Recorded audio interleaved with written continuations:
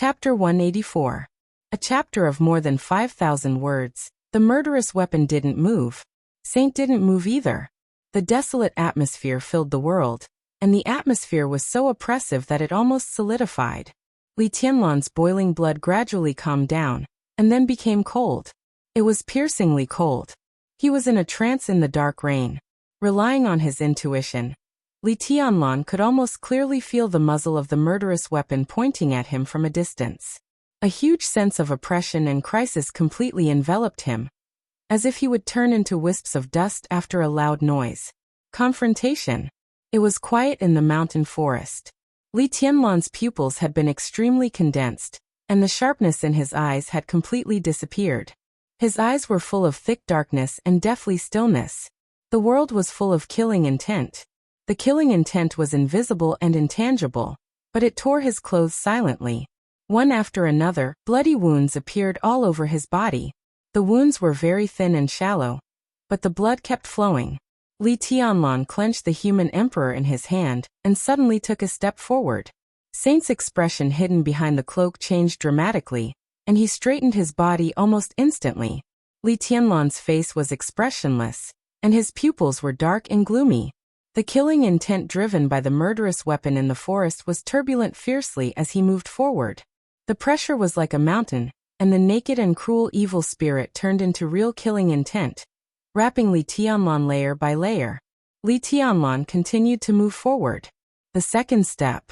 His entire body was already covered in blood, yet his body still stood ramrod straight as he passed through the layer upon layer of killing intent emitted by the murderous weapon. An extremely fierce battle will seem to have risen from the ground and shot straight into the curtain of rain above. In this life, I can't be defeated and I can't retreat. If I fail, I will die. There is no way back. Saint's eyes were slightly relaxed. In his perception, in the mountain forest hundreds of meters ahead, the intense danger that even he could clearly feel seemed to be quietly retreating. It retreated but did not disperse. The mountain forest in front of him seemed to be full of fierce killing intent, which was integrated with heaven and earth, like the rising sun and the setting moon, irresistible. The killing intent in the air gradually receded.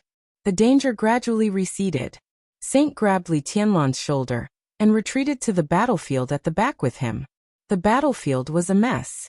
This chaotic battle that had only lasted for a few minutes was extremely tragic. Those who survived naturally did not have it easy.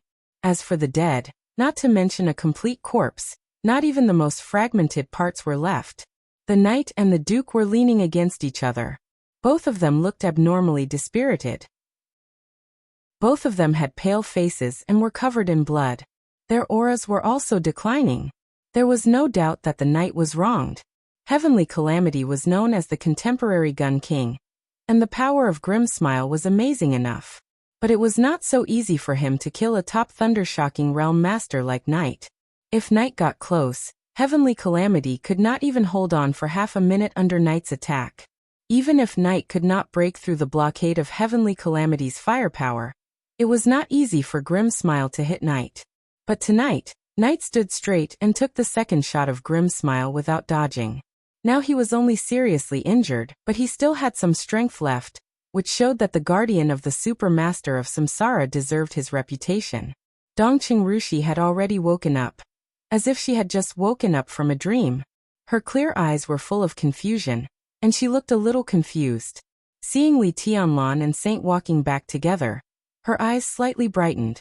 She struggled to get up and walk to him, but then she seemed to think of something. She waved her two tender white hands, and the night rain suddenly condensed into blue frost, and then turned into a cloud of semi-liquid water vapor. She forcefully wiped her dirty little face, but after so many days of fleeing, her face was dirty, so how could her palms be clean? As a result, she made use of the water vapor to smear her face more and more dirty. Unknowingly, she had smeared her dusty but still recognizable face into that of a real tabby cat. Even Li Tianlan, who was full of hostility, did not know whether to laugh or cry when he saw this scene. Saint's body slightly trembled in the black robe. As for Knight and Duke, they did not even look at her, as if they were afraid that laughing would affect their internal injuries. Dongqing Rushi also seemed to find something strange. She looked at her hands subconsciously, but she did not scream or get angry. She just stood there quietly, looking a little silly. Don't wipe it. Go back and do it slowly. Li Tianlan walked over and said softly. He looked at the people beside Dongqing Rushi, who were still in a coma, and shook his head. Coma was the most instinctive self-protection mechanism of the human body, which was good for their recovery. I'm very beautiful. Dongqing Rushi looked at Li Tianlan with her clear eyes that were as bright as stars and said in a serious tone, I can see that. Li Tianlan nodded. Facing Dongqing Rushi, it seemed that he had a headache and was a little embarrassed in any situation. I told Grandpa that I would marry you after I graduated. Last time you went to my house, I ran away. Are you angry? Dongqing Rushi could look straight into Li Tianlan's eyes at first, but in the end, she subconsciously lowered her head. Suddenly, Li Tianlan's blood appeared in her sight. The gunshot wounds and knife wounds were exposed to the air through the torn clothes. Although Saint had helped to take out the bullets and put medicine on them, the 4 or 5 bullet holes still looked very shocking. Dongqing Rushi raised her head again and looked at Li Tianlan with burning eyes. Her voice was a little cold, but with a trace of natural and clear childish voice. It sounded very soft. Are these wounds for me? No. Li Tianlan's heart sank for no reason. Feeling the vague eyes of the 3 super masters of samsara around him, he felt a pain in the ass. He directly pointed at Li Beitian and the others on the ground. These are all my brothers, so that's why. Under the bright eyes, Li Tianlan broke out in a cold sweat for no reason. It seemed that his injuries were relapsing, and it was difficult for him to speak. You're still angry. Dongqing Rushi looked at Li Tianlan quietly. Even her tone was quiet, and there was no trace of grievance in her voice. Li Tianlan wanted to deny it, but he felt that this feeling was really weird. He said helplessly, It doesn't matter at all. The most important thing is whether you like me or not, and whether you want to marry me, isn't it? I do. Dongqing Rushi's tone was soft, as if she was being hypnotized. Li Tianlan asked her if she wanted to marry him, but she said she did. What Li Tianlan wanted was an answer, but what Dongqing Rushi gave him was an inevitable result. Did it matter? It didn't seem to matter. Grandpa said that I can only marry you. It was still that kind of quiet tone. It was not a kind of despair, but a kind of calmness with a heart like a starry sky. She said softly, Grandpa said that I can only marry you. Li Tianlan couldn't understand how much pressure, seriousness, and desire were contained in this sentence. He only felt a little headache, but he couldn't hide his pride. Of course he would never admit it. But perhaps every man would understand the kind of secret pleasure in his heart. Let's go back first. Saint suddenly said, This is not a place to stay for a long time. The first supermaster of samsara rarely spoke, but once he did, Li Tianlan felt that he was very natural and confident. Duke didn't know him for a long time, but when they occasionally chatted, Li Tianlan enjoyed some flattery from the 4th supermaster of samsara. Duke was naturally an expert, but in Li Tianlan's heart, his moral integrity had long fallen to the ground, and he didn't have any demeanor of a supermaster at all. Horsewoman was relatively soft and docile, and she just carried out Qin Weibai's orders. Flaming Fire's hostility to him was almost undisguised, or maybe she couldn't hide it, but she couldn't touch him. Li Tianlan felt conflicted for her. Only Saint was calm, mysterious, and indifferent. He was not cold, but his aura was extremely high. Only in him, Li Tianlan felt a little bit of the temperament of the supermaster of samsara. Li Tianlan nodded. Each of them took one person, and carried the unconscious people on their backs, through the forest. On the way back, about 5 kilometers away from the forest, an inconspicuous appearance of a bus had already stopped there. Under the dim night sky, the bus was like a well-disguised big bread. The tiny but conspicuous headlights shone on the winding road in front of them. The rain was drawn along the light into obvious silk lines. Saint walked in the front. Without greeting the driver, he carried Su Chu, who was the heaviest on his back, directly into the bus. The inside of the bus was not much different from the ordinary bus, but the distance between the seats was so wide that it made people feel relaxed and happy. The seats were all made of leather, which was soft and comfortable. Saint threw the behemoth Su Chu on the sofa, found a seat at random, and calmly ordered, "Start the bus."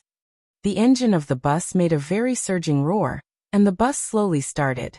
Li Tianlan put down Li Beitian on his back, and then sat beside him, panting. The medicinal powder that Saint applied to him on the way was very effective. When the medicine entered his body, he felt a sense of coolness all over his body, and even his spirit seemed to recover a lot. But this kind of medicine took effect quickly, and the time it lasted was also very short. After carrying Li Beitian for several kilometers, Li Tianlan barely made it to the bus.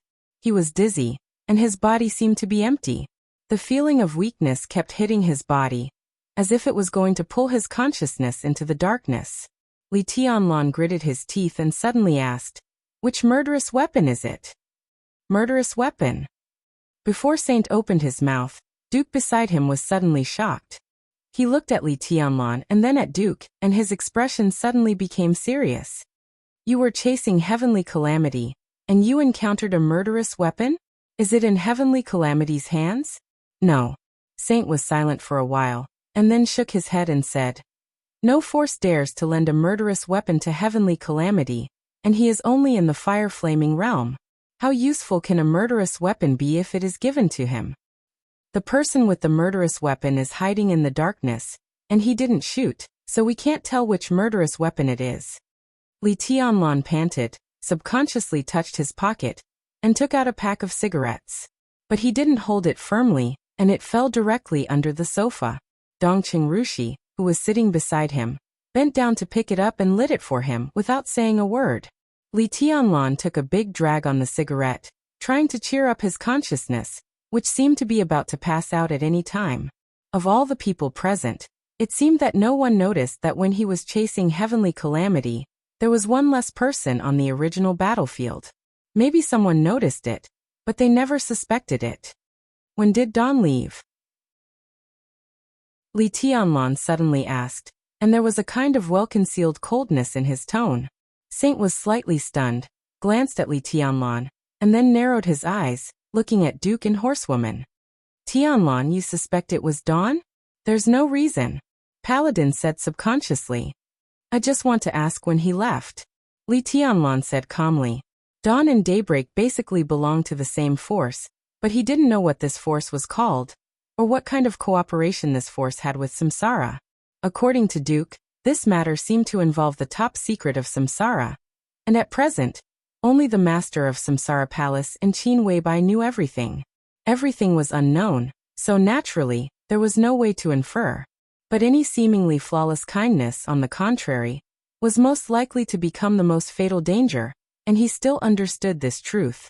This was also an important reason why Li Tianlan had not even let down his vigilance against the Dongqing clan until now. What kind of cooperation did the force behind Dawn and Daybreak have with Samsara? In such a cooperation, would his death lead to some other results of this cooperation? Li Tianlan was not sure about this, but he could be sure that there was still such a possibility. The dark world was full of black and blood. How could good and evil be clearly seen under the intertwining of these two colors? Horsewoman thought for a moment, and her face suddenly became a little ugly. "He almost disappeared when you went after Heavenly Calamity. But there's still one thing that can't be explained," Saint suddenly said. "The mysterious force behind them should not have a murderous weapon." "Should?" Li Tianlan took a drag of the cigarette and asked. "Now 11 of the 12 murderous weapons in the Dark World have clear owners. They either belong to the superpowers in the Dark World or some world-class powers, and the missing one has not appeared for many years. The only thing we can be sure of is that the murderous weapon is not damaged, but it is missing. In terms of time, the missing time of the murderous weapon is even earlier than the time when the Li family's infinite sky was destroyed," Duke explained softly, "and the mysterious force we are cooperating with this time is just a dark force that has risen in recent years. Many of their foundations are not even perfect, so it has nothing to do with the missing murderous weapon. And the time doesn't match." Li Tianlan took a drag of the cigarette, and tried to blink his eyes to prevent himself from passing out. He said calmly, "Is there no murderous weapon in East Island?" The three supermasters of Samsara looked at each other, and seemed a little strange. "East Island? There used to be. in the organization of Night Spirit. Duke smiled and said in a playful tone. Li Tianlan suddenly understood. The murderous weapon Blue Sky Underworld. This was the murderous weapon that used to belong to Night Spirit, and it could also be said to belong to East Island. But with the destruction of Night Spirit, this killing weapon, which ranked very high among the 12 murderous weapons, was now in the hands of the master of Samsara Palace. East Island had no murderous weapon now. Even if East Island could borrow a murderous weapon, it would not give it to Dawn. And this murderous weapon tonight has nothing to do with East Island. Otherwise, the other side would not have retreated tonight, and it would have been better to shoot directly. Obviously, they don't want to attract East Island's attention. At least, they don't want East Island to know that there is a murderous weapon that can threaten the superiors of the invincible realm in their territory. Saint narrowed his eyes, and he looked more and more profound. The person behind this has a big plan. Li Tianlan's eyelids became heavier and heavier. In a trance, he seemed to remember the night when he first met Daybreak. That night, Daybreak once said that the barrel of Grim Smile, the famous gun in Heavenly Calamity's hand, was given to Heavenly Calamity many years ago. This was a superpower that was really hiding in the dark. What was the real face behind the darkness? Li Tianlan wanted to say something, but his consciousness became more and more dizzy. Darkness came to his eyes, and he passed out completely. There was silence in the bus. Dongqing Rushi sat beside Li Tianlan, staring at his face blankly. The light in her beautiful big eyes became dimmer and dimmer. She tried to blink a few times, but she refused to open her eyes again. The bus passed through the night rain, running on the mountain road at a high speed. The raindrops pattered on the window, and the atmosphere in the whole bus became a little weird. The bus went straight down. As far as the eye could see, in the distance in the rain, there seemed to be lights faintly. Duke finally spoke. He looked at Horsewoman seriously and said calmly, "Should we tell the palace master about what Tianlan said?" The dark cloak covered Saint's face, and his expression couldn't be seen, but his tone was still calm. "Don't worry. I will contact them again in the near future. Let's talk about it then." "I don't think so. What happened tonight was too dangerous. If you hadn't arrived in time." Duke thought of the sword that instantly shattered Rattlesnake's body hundreds of meters away, and then he thought of Heavenly Calamity's shot. He shook his head. "In fact, you were still late. If. There is no if." Saint suddenly shook his head. "Even if I didn't show up, nothing would have happened." He turned his head and seemed to look at Duke through the cloak. He said in a low voice, "Have you forgotten Dongqing Rushi's sword?" Duke's expression froze, and the sword intent of myriad paths peerless appeared in his mind. He opened his mouth and said subconsciously, "How did you do that?" Saint was a little confused. "I mean, how did you turn that sword into another sword?" Duke was smiling, but his smile was very forced. Saint was silent for a full 5 minutes, and then he said slowly, "That sword strike was the real invincible sword intent, which was equivalent to the full attack of an invincible realm expert. It was the remaining sword intent in the silent sword, and Dongqing Rushi could trigger it at the cost of her life and that sword. Do you think I could suppress such a sword strike? And even turn it into another sword?" Duke forced a smile, as if he was suppressing the fear in his heart. "So you didn't do it?" Saint's body stiffened. After a long time he said blandly, "Of course it wasn't me." If it wasn't Saint, who else could it be? Duke didn't dare to think about it for a moment. If it wasn't Saint, it meant that just now, under everyone's eyes, there was a super expert who made a move. He was able to suppress Dongqing Rushi's invincible sword and hide it from everyone's eyes. There was no doubt that he was also a real invincible realm expert. Why did such a person save Dongqing Rushi? Did an invincible realm expert make a move just to save people? Duke tried to make himself believe in this kind reason, but he felt more and more uneasy. It was obviously a good result, but all he could feel was malice. "Now East Island," Saint hesitated and said blandly. "The situation is out of everyone's control. Anyway, be careful from now on." He glanced at Li Tianlan, who was in a coma, and continued, "Anyway, protect this guy. If something happens to him, the boss will go crazy." "I'll try my best." Duke smiled, but his smile looked worse than crying. Saint didn't say anything. He just quietly turned his head and looked out of the window. Through the cloak and the blurry window, the rain and lights outside the car were mixed together, hazy and blurry. The night was thick. The road ahead was bleak and blurry. Only the rain flew tirelessly and messily, sprinkling all over the city. Chapter 185. When he opened his eyes, the first thing he saw was the warm and bright sunshine outside the window. The general trend was surging. It was raining and raining in East Island. The soft light passed through the dense treetops in the yard and through the window, forming a few lines of light with dust on the floor. The quietness seemed to spread all over the world. Time flowed gently in the space, with a kind of indifferent elegance. Li Tianlan was in a trance.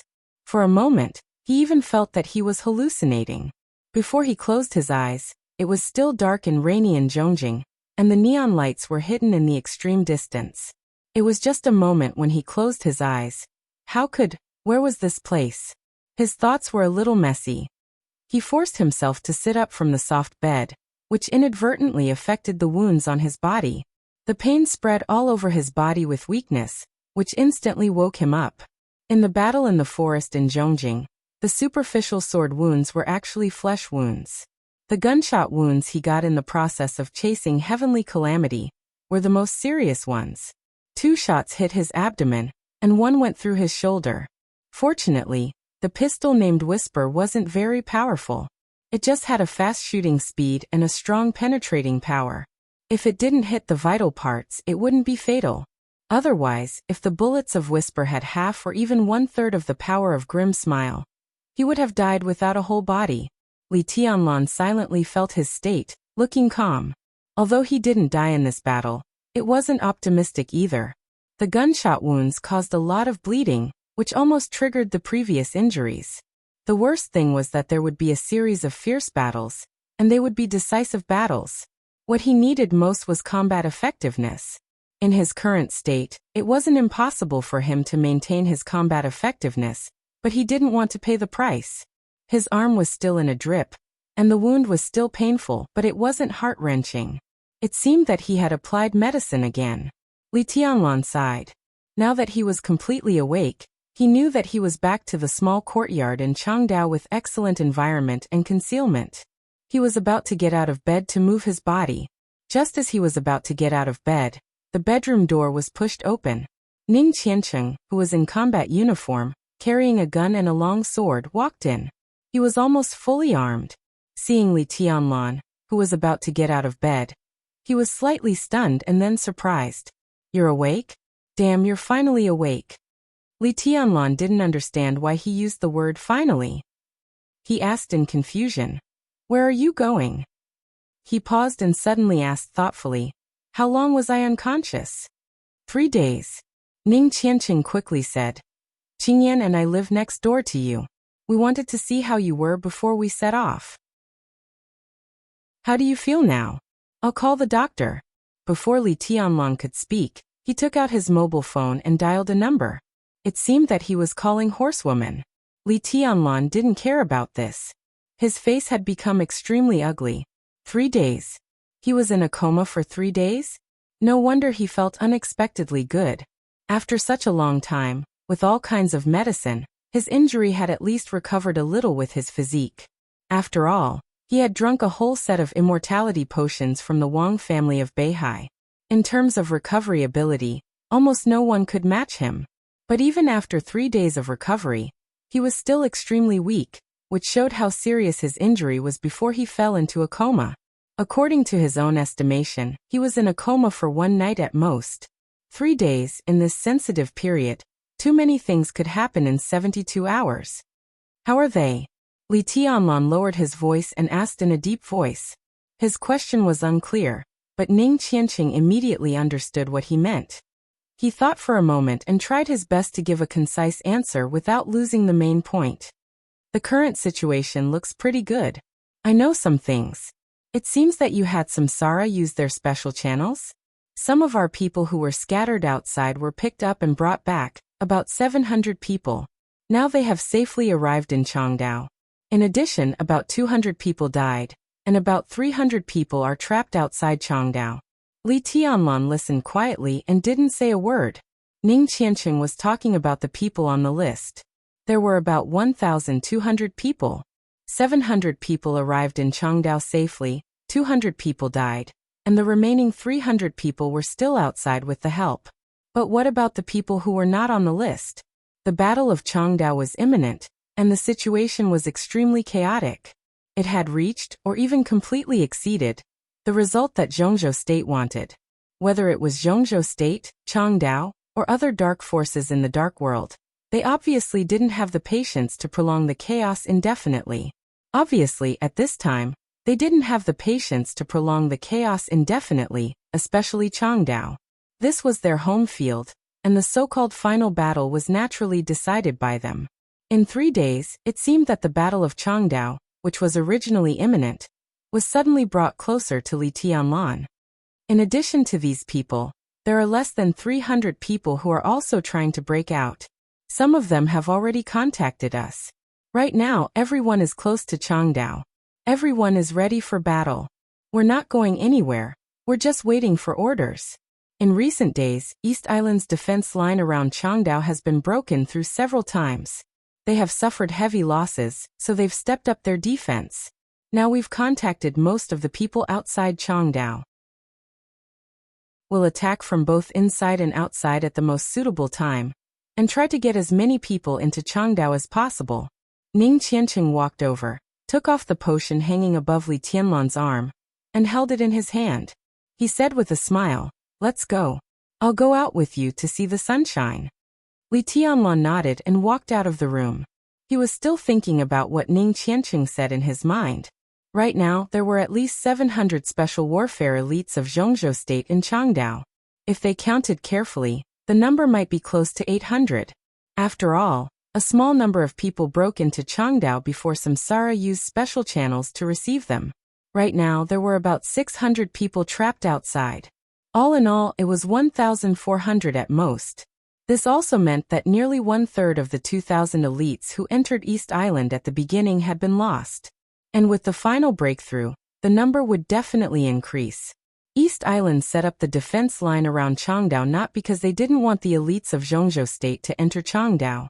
The purpose of the defense line was to make Zhongzhou State lose more blood. Now in the outside world, almost every elite of Zhongzhou State was followed by the elites of East Island. The pursuit had been going on for several days. From this point of view, the final breakthrough was almost as important as the Battle of Changdao that might break out at any time. The goal of Zhongzhou State was to let more people enter Changdao and gather their strength to deal with the final battle. And East Island hoped to reduce the number of elites of Zhongzhou State without paying a heavy loss. So they would chase behind and set up the defense line in Changdao in order to attack from the front and the back and kill all the elites of Zhongzhou State as much as possible. If they could kill all of them, there would be no Battle of Changdao. Even if they couldn't kill all of them, as long as they killed most of them, the small number of Zhongzhou State people who entered Changdao was nothing to worry about. So this battle was bound to be extremely tragic. Is there any information that we can use inside East Island? Li Tianlan asked in a low voice. He was indeed very weak now, and he could almost feel the exhaustion when he moved. But in such a state, he should be able to maintain some combat effectiveness. And as time went by, his condition would get better and better. No. Ning Qianqing shook his head. Recently, it's hard for us to get any information from inside East Island. We have very little information about the defense line around Changdao, just as he expected. As Li Tianlan expected, the last surprise attack around Changdao was the rehearsal of the final battle. East Island would definitely block the news as much as possible to prevent the information from being leaked as much as possible while investing more forces. From this point of view, people from Zhongzhou State were undoubtedly in a passive position, because even if they wanted to rescue the elites outside Changdao, they lacked the information about the defense line around Changdao. How strong was the defense line that Changdao set up around Changdao? Did it have the hope of breaking through? Or was it a complete steel plate? No one could say for sure. Judging from the fact that Ning Qianqing was fully armed and ready to fight at any time but didn't give any orders, it was obvious that the commander of the operation was also hesitating. Li Tianlan hesitated for a while, and said nothing in the end.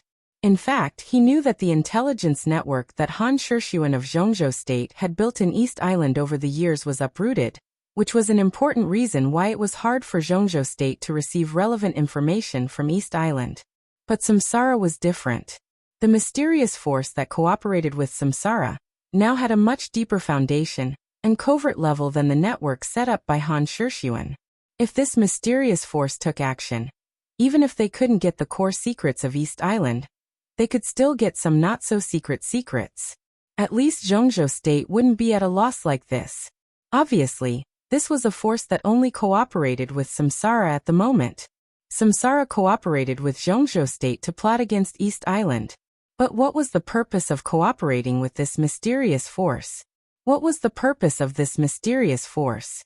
Vaguely, Li Tianlan seemed to have some feelings or intuition. Maybe it was what Samsara really needed. Or maybe it was this mysterious force hiding in the dark that Samsara really wanted to cooperate with. And their ultimate goal might be conflict with Zhongzhou State, or even the opposite. Li Tianlan felt a little complicated.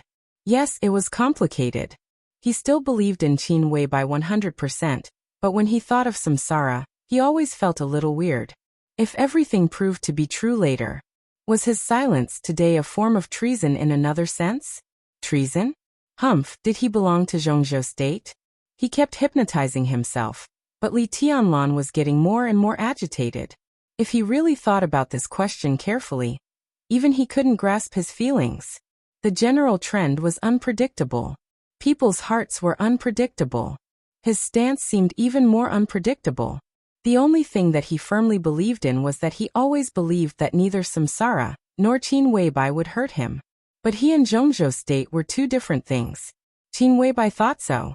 Even Li Tianlan himself vaguely seemed to think so. But why did he feel a little uncomfortable in his heart? Give me a cigarette. With Ning Qianqing's help, he walked into the yard. Bathed in the sun, Li Tianlan's pale face seemed to glow slightly. Ning Qianqing handed him a cigarette and lit it for him. Li Tianlan took a deep breath. After a long silence, he said softly, "Anyway, it's good to be alive." Ning Qianqing obviously didn't understand what he meant. He just thought he was talking about the battle in Zhongjing 3 days ago. He nodded with a smile and said, "Indeed, it's good to be alive. Fortunately, you guys arrived in time. I really thought I was going to die at that time, but when I woke up, I felt much better. Someone must have fed me medicine." Li Tianlan's heart skipped a beat. He vaguely felt that something was wrong, but he couldn't tell what was wrong. He shook his head and stopped thinking about it. He suddenly asked, "Is there any news about the second batch of elites entering East Island?" Ning Qianqing was obviously refreshed. He nodded, and his eyes gradually glowed with a hint of fanaticism. "There is news. General Gong Sunqi of Nine Heavens will land in Juban in 2 hours. Flaming Fire Supermaster has already left in the morning." Gong Sunqi, Li Tianlan's eyes flickered, and he said softly, "How many people are in the second batch?" "About 600. Ning Qianqing's face seemed a little unnatural. He said, "Because time is too tight, there is no time to lurk, so we can only pursue quality. Although the second batch is small, all of them are real elites. 600 fire flaming realm experts. Zhongzhou State is really going all out this time." Li Tianlan's eyes were solemn, and his face was expressionless. 600 fire flaming realm experts. How many fire flaming realm experts were there in the entire Zhongzhou State? The power of the whole country, the plan to topple a country, these 8 words were really not exaggerated at all. At all costs. These 4 words were appropriate. But what Li Tianlan didn't know was that Zhongzhou State was going all out in this battle. And the Eastern Theater of Operations of Zhongzhou State was even more so. What Ning Qianqing didn't say, or was unwilling to say, was that in this battle, General Ning Ziyuan, the commander of the Eastern Theater of Operations of Zhongzhou State, had almost lost his mind.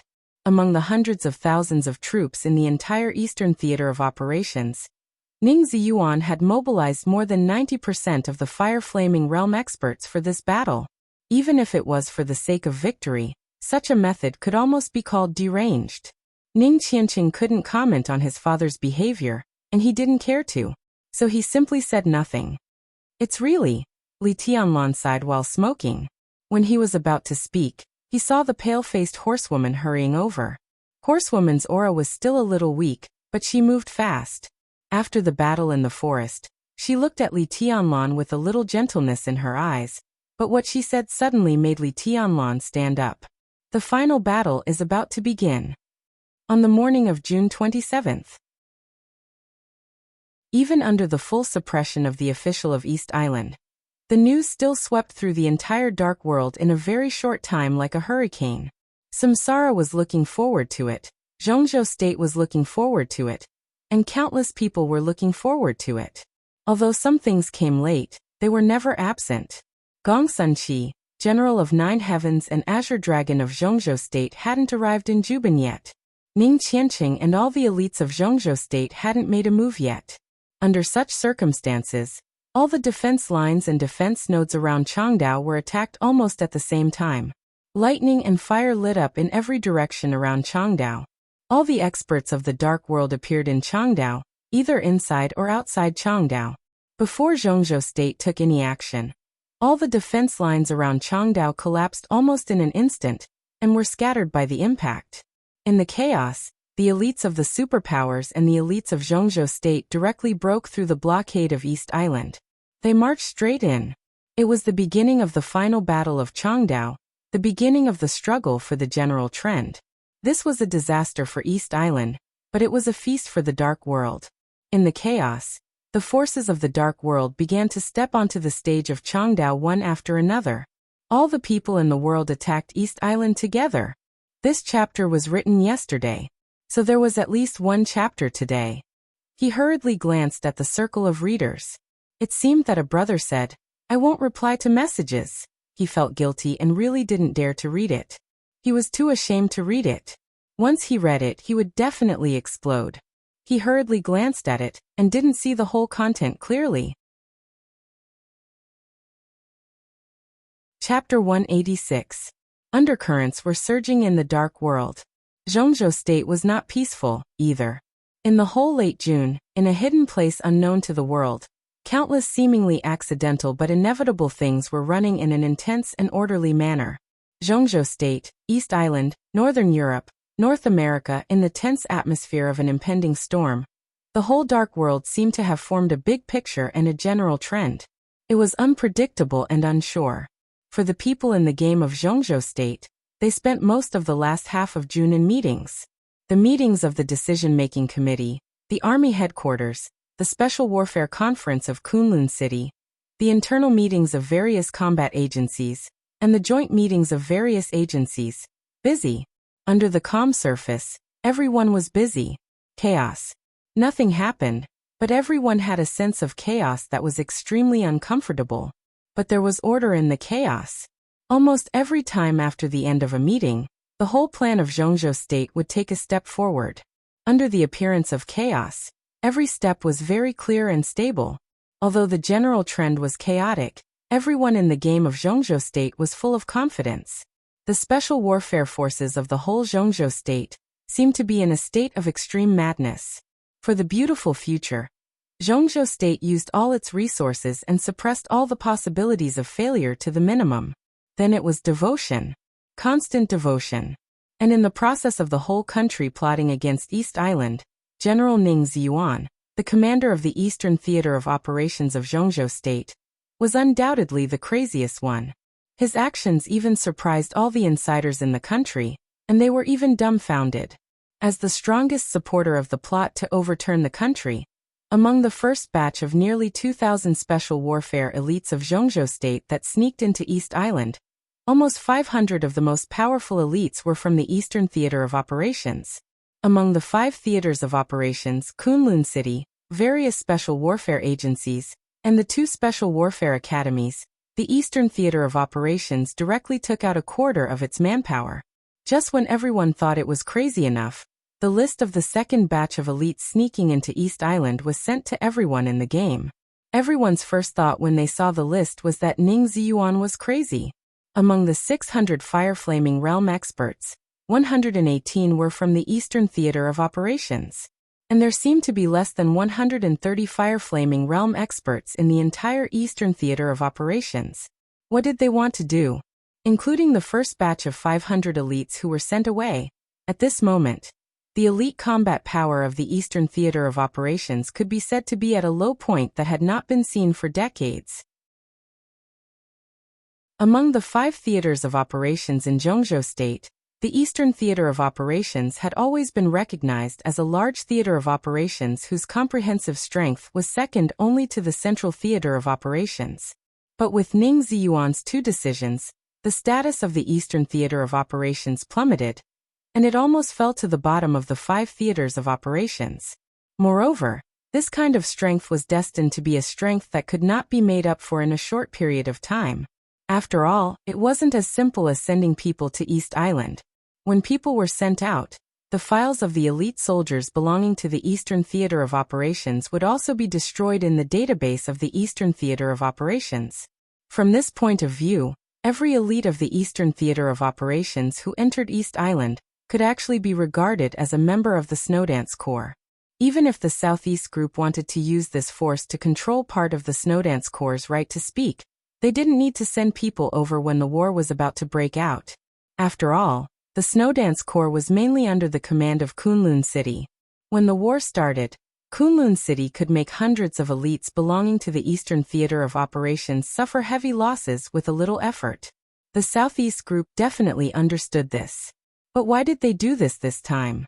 If all this was just because Ning Ziyuan was selfless and devoted to his country, even a fool would not believe it. But after everyone in the game observed the major groups in Zhongzhou State, it was hard for them to detect any undercurrents.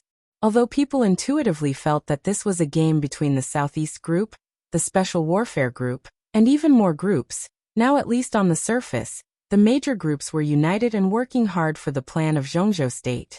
At least, President Li Huaqing had praised Ning Ziyuan's spirit of serving his country wholeheartedly on different occasions. However, Ning Ziyuan's behind-the-scenes boss, Wang Tianzong, patriarch of the Wang family of Beihai, had been silent. Wang Tianzong became more and more silent. Gradually, the eyes of some people with ulterior motives shifted to Ning Ziyuan. The general trend in the dark world was fluctuating, but Zhongzhou State was completely normal. But this seemingly normal was the biggest abnormality. When the general trend in the distance attracted everyone's attention, there would often be some quiet changes around them. They were not obvious, but they might be extremely important. More and more people began to study Ning Ziyuan. He was low-key, silent, forbearing, kind, tough to the outside world, weak to the inside world, good at compromise and giving up, good at dealing with complicated situations. This was Ning Ziyuan in everyone's impression. In the past many years, he had been like this. But now, it seemed to be the same. The afterglow of the setting sun cast the last trace of light on the horizon. The bright moon had just risen, and the setting sun had not disappeared. Darkness and dim yellow diffused in the forward and backward movement. In the courtyard of the Eastern Theater of Operations in the ancient capital of Jinling, Ning Ziyuan, dressed in a neat military uniform, walked quietly to his number 3 building. Along the way, the patrolling guards occasionally saluted him, and Ning Ziyuan always returned the salute meticulously. His actions were not perfunctory at all. This general, who could be said to be a top figure in the military of Zhongzhou State, had an ordinary figure and appearance. In the trance of the approaching night, his military uniform with military ranks did not seem to enhance his aura at all. Instead, it made him look more low-key. Most of the time, Ning Ziyuan's expression was peaceful. He was not serious, deep, kind, or ordinary. Instead, he gave people the feeling that he was thinking about something seriously. The outside world's evaluation of him was either weak, low-key, or disdainful, but his control over the Eastern Theater of Operations had never been doubted at all. In the compromises over the years, the real power figures from other groups in the Eastern Theater of Operations had changed again and again, but no one had really made Ning Ziyuan suffer a loss. Even Tan Qinghua, a powerful general of the Prince Group, did not gain any advantage in the battle with Ning Ziyuan. Not only did his son die, but he was also forced to leave the Eastern Theater of Operations, which he had been operating for several years alone. All these results were achieved by Ning Ziyuan's seemingly compromised step by step. Such means could simply be called wisdom. This military general, who was deeply trusted by Wang Tianzong, was definitely a real power figure worthy of careful study by anyone. But imperceptibly, he had become a figure that everyone would subconsciously ignore.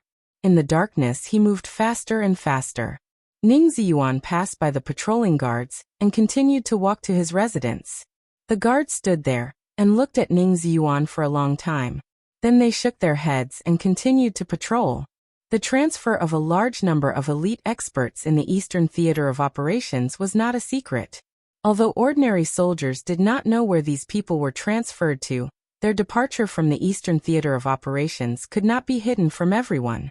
In the last few days of June, not only the top officials in the entire Zhongzhou state were studying Ning Ziyuan, but even the guards in the Eastern Theater of Operations were also deeply curious about Ning Ziyuan's series of actions.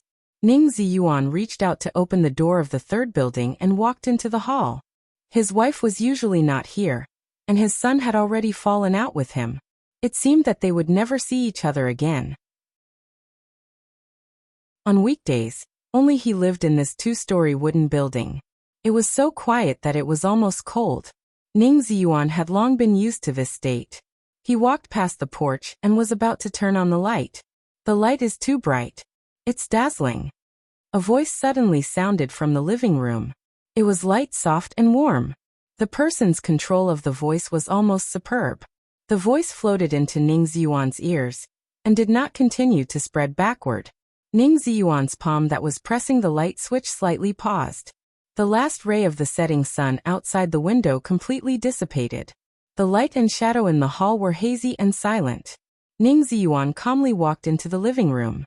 Through the light and shadow, he vaguely saw the outline of a human figure sitting on the sofa in the living room. He just sat there quietly. He didn't drink the water, nor did he touch the fruit platter in front of him. He just sat there. This is not a place where you should be. Ning Ziyuan walked over and sat down opposite him, frowning. In the darkness, the black shadow who had been sitting there for God knows how long laughed silently. The meaning was unclear. Ning Ziyuan also seemed to feel that his words were a little inappropriate. He blew down his eyelids and said calmly, "At least for now, this is not a place where you should be. If something happens, we can contact each other through emergency channels, or we can meet somewhere else. It's always safer than here. I know you've been busy recently, and now I don't know how many people are watching you. Now, I'm afraid that the number of times you go to the bathroom will be recorded, right? How about it? Are you under a lot of pressure? Can you handle it?" The black shadow chuckled. In the darkness, his voice became softer and softer, with a very warm sense of intimacy.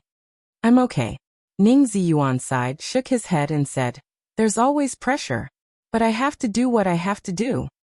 He reached out and rubbed his temples, then took out a folded piece of paper from his pocket and handed it to the black shadow in front of him. "My head hurts. I hope I can sleep well tonight. If there's nothing else, leave immediately. Every second you stay here, I'll be on tenterhooks for another second. It's okay." The black shadow shook his head gently and said with a smile, "You've already mobilized almost all the masters in the theater, and the others can't find my traces. Moreover, it's just nightfall, so it's not a good time to leave even if I want to. I'll leave when it's late." Ning Ziyuan frowned and didn't say anything. The black shadow lowered his head and unfolded the A4 paper. In the darkness, the A4 paper was vaguely filled with words. They seemed to be names, and almost every name was marked with some simple symbols in black and red. A dark blue electric light flashed in front of the black shadow. The light illuminated the names on the paper, and then went out in an instant.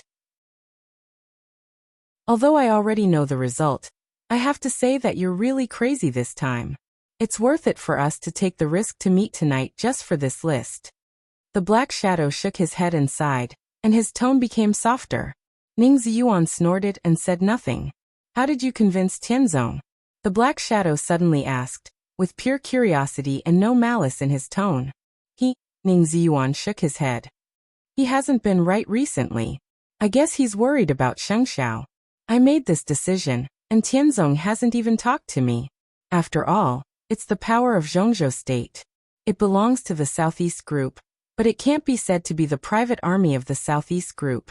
The president has expressed his position, so it's not convenient for him to say more. In the dark, the black shadow pondered for a while and then nodded. Shengxiao. Firmament and Black Pupil have been in East Island for almost a week.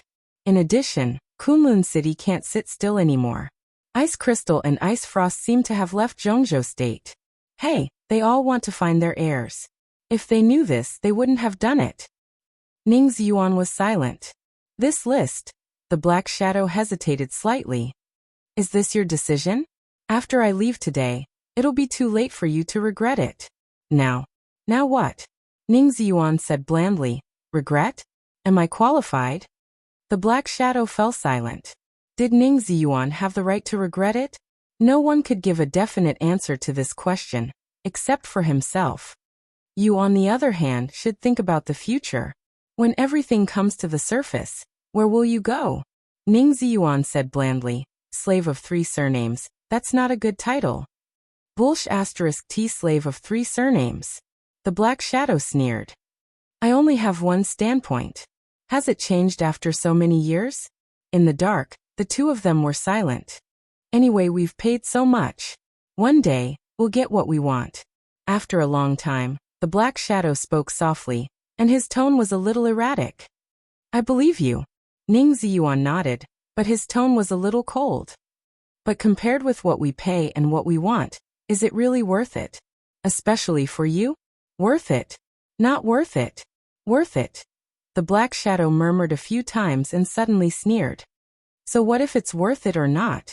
Dead people are dead. His tone was cold, but there was a kind of deep sorrow and guilt in the coldness of indifference. Ning Ziyuan's mouth moved. He couldn't see the black shadow's face clearly, so he didn't dare to look at it for a moment. I'm sorry. The general opened his mouth and said in a dry and hoarse voice. I'm sorry for what I did to you. That year, it was my decision for the overall situation. The black shadow shook his head and said in a low voice, if you have the chance, say thank you to Qianqing for me. Ning Ziyuan shook his head with a bitter smile, and said nothing more. I'll take the list with me. The black shadow stood up and waved the list in his hand. Someone wants me to say thank you to you. Who? Ning Ziyuan's eyes suddenly froze. Anyone. This thank you, everyone should say it to you. You have no qualms about it. In the indifferent words, there seemed to be light faintly shining into the hall outside the window. The darkness in the living room receded, and the black shadow holding the list had completely disappeared. Ning Ziyuan sat where he was, and the general rank shone with a majestic golden light in the night. He sighed deeply, tired and powerless, like a statue full of cracks.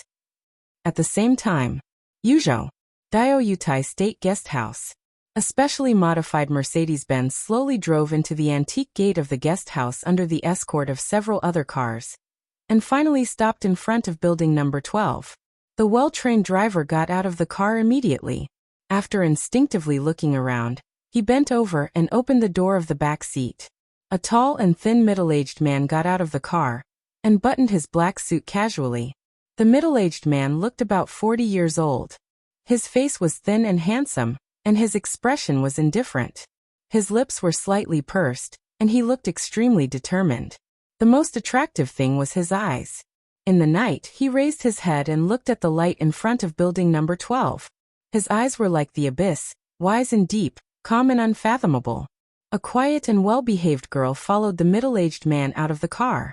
Blinking her big eyes, she looked at the guest house in front of her curiously and asked, Dad, why did you bring me here? The sound of high-heeled shoes hitting the ground rang in the building. A woman who looked extremely elegant and gentle appeared in front of building number 12. Wearing a pair of gold-rimmed glasses, the woman was pretty and charming. She had completely shed all her immaturity, and she looked mature and intellectual.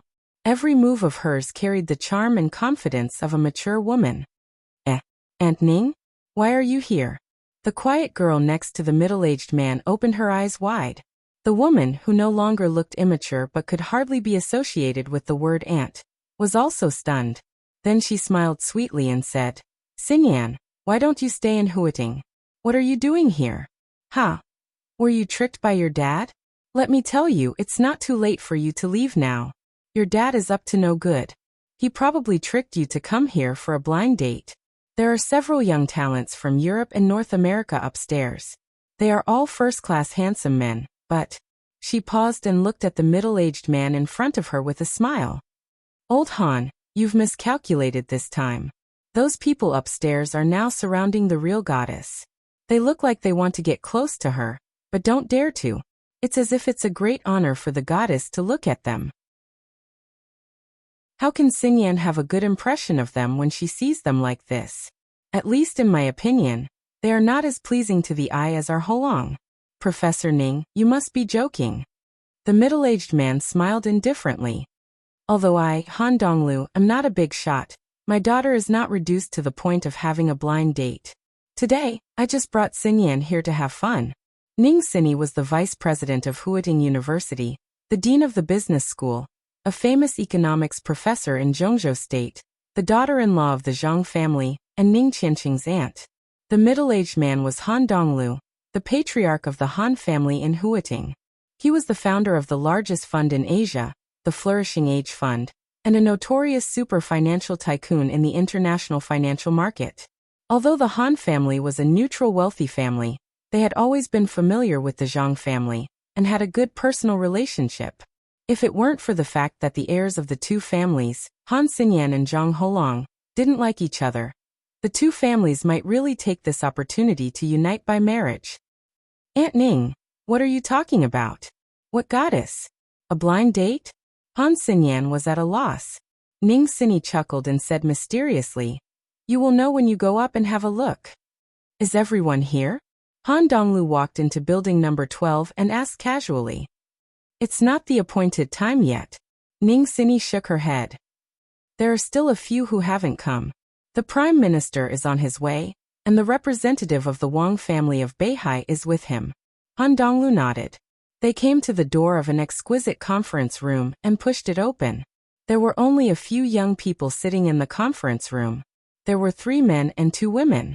Although the conference room wasn't big, there were only 3 people, so it still seemed extremely lonely. The 3 young men in their 30s were all Westerners. They had white skin, blonde or brown hair, were tall, had sword-like eyebrows and starry eyes, and were in high spirits. They were indeed rare handsome men from the West. When Han Donglu and the others came in, a woman who looked to be in her early 20s sat opposite the 3 Westerners, closest to the main seat. She seemed to say something casually. At that moment, the 3 young men, who had a strong aura, almost bowed forward at the same time. Even their smiles became eager. The man in the middle with dazzling blonde hair responded to the woman's words as fast as he could. His smile was so bright that it even reminded Han Xingyan of the pug she raised a few years ago that liked to wag its tail at her. The change was so clear and obvious that Han Xingyan opened her mouth subconsciously and looked stunned. She turned her head subconsciously. In her sight, the seat closest to the main seat was a young woman who she couldn't describe at all. She wore a black suit and a white shirt, revealing a part of her snow-white neck. Her long hair was tied up casually. Facing the 3 young men in front of her who were eager to please like a pet dog, her delicate but slightly sharp face was faint, a little cold, but beautiful like a dream. Han Xingyan had never seen such beauty. She was extremely beautiful, the kind of beauty that could make people feel afraid.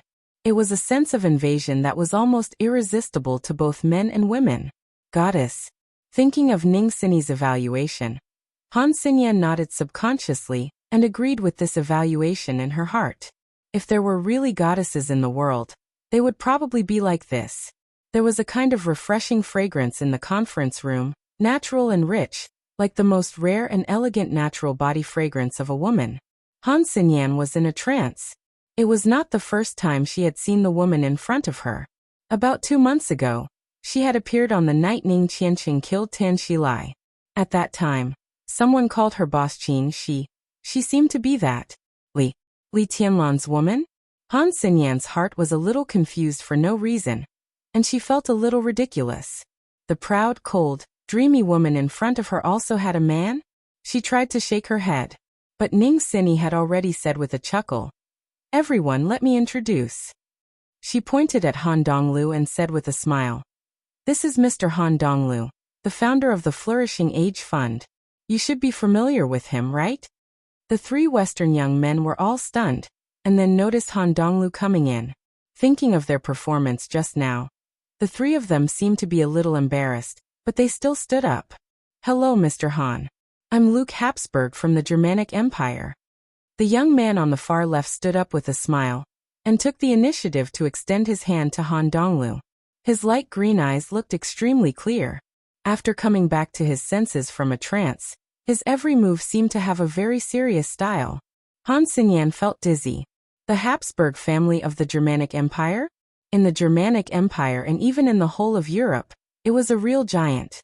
Looking at Luke Habsburg's clear and gentle smile, Han Xinyan found it hard to connect him with that. "No, those three pugs just now. I'm Raymond Westminster." The young man on the far right also came over with a smile, and shook hands with Han Donglu. His brown hair was neatly combed and seemed to reflect a soft shimmer. He was also elegant. Han Xinyan's mouth twitched again. Westminster was an ancient wealthy family from Star State. Even in the whole of North America, it was enough to be listed as one of the top wealthy families. "I'm Xiao." The young man in the center, who was as handsome as a young god, was the last to speak. Under the dazzling blonde hair was a handsome, aesthetic, and confident face. "Xiao Rothschild." Han Xinyan's heart was already numb. Rothschild. This family name was more than just a Grand Duke of the United Kingdom of Great Britain. Not to mention the upper class, even a considerable number of ordinary people knew the status of this family name in the world financial market. Giants. These were the real giants. Why did they meet with her father tonight? Han Donglu shook hands with the three of them. His expression was calm and his tone was extremely polite. "This is..." Ning Sini hesitated slightly and said with a smile, "Everyone is in Huading. I don't know if you two have met each other." "Mr. Han, this is Qin Weibai, Boss Qin." She paused. She really felt that Qin Weibai's bodyguard, who was like a transparent person, was not someone to be ignored. But she did not know how to introduce him, so she could only vaguely introduce him. "This is Shadowless." Qin Weibai stood up, and a faint smile bloomed on her cold face. "Hello, Boss Han." "Hello, Boss Qin." Han Donglu also gave a simple response. Qin Weibai didn't reach out her hand. Neither did Han Donglu. Chapter 187. Escape. All the way to the north. He didn't know where he was. He had been chased for many days, and he spent most of his time struggling and running. It didn't matter where he was now, because Gu Hanshan only knew that he was still in East Island. About a week ago, he passed by the city where he needed emergency supplies. Now he was probably fleeing to the northeast. Other than that, he knew nothing, and he didn't care to find out anything. Zhongjing Icehouse Jubin Nara Ninghu. In the never-ending chase, Gu Hanshan only remembered that he escaped from one city after another, from the urban area to the wilderness, and then back to the urban area. He rested for supplies for a short time, fought desperately, and fled in a panic. To the north. He could only go north. The days of fleeing had made him lose contact with everyone in Zhongzhou State. The dark side of East Island was about to rise, but it was still calm on the surface. Gu Hanshan couldn't collect any information, so he didn't know the plan of Zhongzhou State. He even lost the hunting list at the beginning. He had completely let go of the so-called task and honor. Surviving was the most basic goal. No matter what, he had to survive. The light gradually dimmed. There was no twilight on the horizon. The torrential rain that started from Dongdu had completely covered the whole territory of East Island for days. There had been small-scale tsunamis in several port cities. The sky had been gloomy all the time, from morning to night, and from gloomy to gloomier. In his sight, the undulating barren mountains continued to spread at the end of his sight, and he couldn't see the end. The sky was getting dark, and the whole mountain range seemed to be faintly showing a hint of gloom and horror. The torrential rain fell from the sky, accompanied by the strong wind. Endless weeds rose and fell, and the midsummer air became cold in the rain. There was no light around. Night was coming. Darkness was coming. Desolate, cold, gloomy, and dark. Under the storm, The whole world seemed to have come to an end. Everything in sight seemed to be emitting a kind of doomsday brilliance. Gu Hanshan also seemed to be a little powerless. In the weeds that were half a man's height, he lowered his body, took out a compressed biscuit, tore it open, and stuffed it into his mouth. He swallowed it along with the rain on the horizon. The chase had been going on for nearly half a month. He had been injured several times and fought several times. His supplies had long been used up.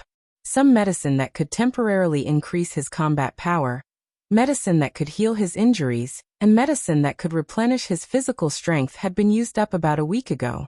Even the compressed biscuits he had now were looted from a supermarket when he risked his life to rush into Changya a few days ago. The tragic thing was that the supplies that were looted from the supermarket were now all used up. It was not that Gu Hanshan had not thought of rushing into the city to do something big, but after thinking about it, Gu Hanshan gave up his plan. What could he do if he rushed into the city? At most, he would only be able to control some unimportant hostages, but he would have to risk being discovered by countless people. Zhongzhou State was plotting against East Island. Now every city in East Island was closely monitored by the top. Gu Hanshan could even be 100% sure that once he went to the city, his whereabouts would be exposed within half an hour. At that time, even if he controlled more hostages, so what? In the battle of the Dark World, hostages were never the most important. Only some barren mountains with complicated terrain were the best route for him to escape. But he was not desperate in a desperate situation. In the dark storm, Gu Hanshan's figure was hidden in the grass, and he swallowed the last bit of food in his mouth expressionlessly. The deep exhaustion and weakness almost seeped out from his bone marrow. Gu Hanshan felt that he would fall down at any time. The darkness filled the sky. Between reality and illusion, he also felt that his eyes went black for a while. He shook his head hard, sat up in the grass, and began to meditate. Meditation was the fastest way to recover spirit. Gu Hanshan had the heavenly king heart. When he entered the meditative state from the silent state, his speed was completely incredible. Because of this, he had enough willpower to drag his tired body to run for so long. And he even had a slight breakthrough in martial arts. But as time went by, Gu Hanshan had more and more clearly understood that it seemed that this kind of persistence was coming to an end. The hunt from the superior of the half-step invincible realm was getting fiercer and faster. No matter how fast he ran and how sensitive he was to danger, this was East Island after all, and the opponent could use countless resources to lock his position immediately. 3 days. 3 days at most, and then he might really be at the end of his road. He meditated for less than 10 minutes. Gu Hanshan had opened his eyes quickly. He sat up in the grass, lowered his body, and started to move forward toward the endless mountain range ahead. 10 minutes of rest was luxurious enough, and it was also risky enough. 3 hours ago, he escaped from Tengu, the superior of the half-step invincible realm, who was chasing him. 20 minutes ago, he got rid of him. During this time, it was enough for the opponent to lock his position again. But Gu Hanshan had to stop. He really couldn't hold on any longer. The footsteps in the grass were getting faster and faster. Suppressing the feeling of blackness and dizziness, Gu Hanshan clenched his fists and went all the way north. He couldn't determine his specific location now, but he could roughly understand that after crossing the endless mountain range in front of him, and continuing to go forward for dozens of kilometers, he should be able to reach Toyama or New Island.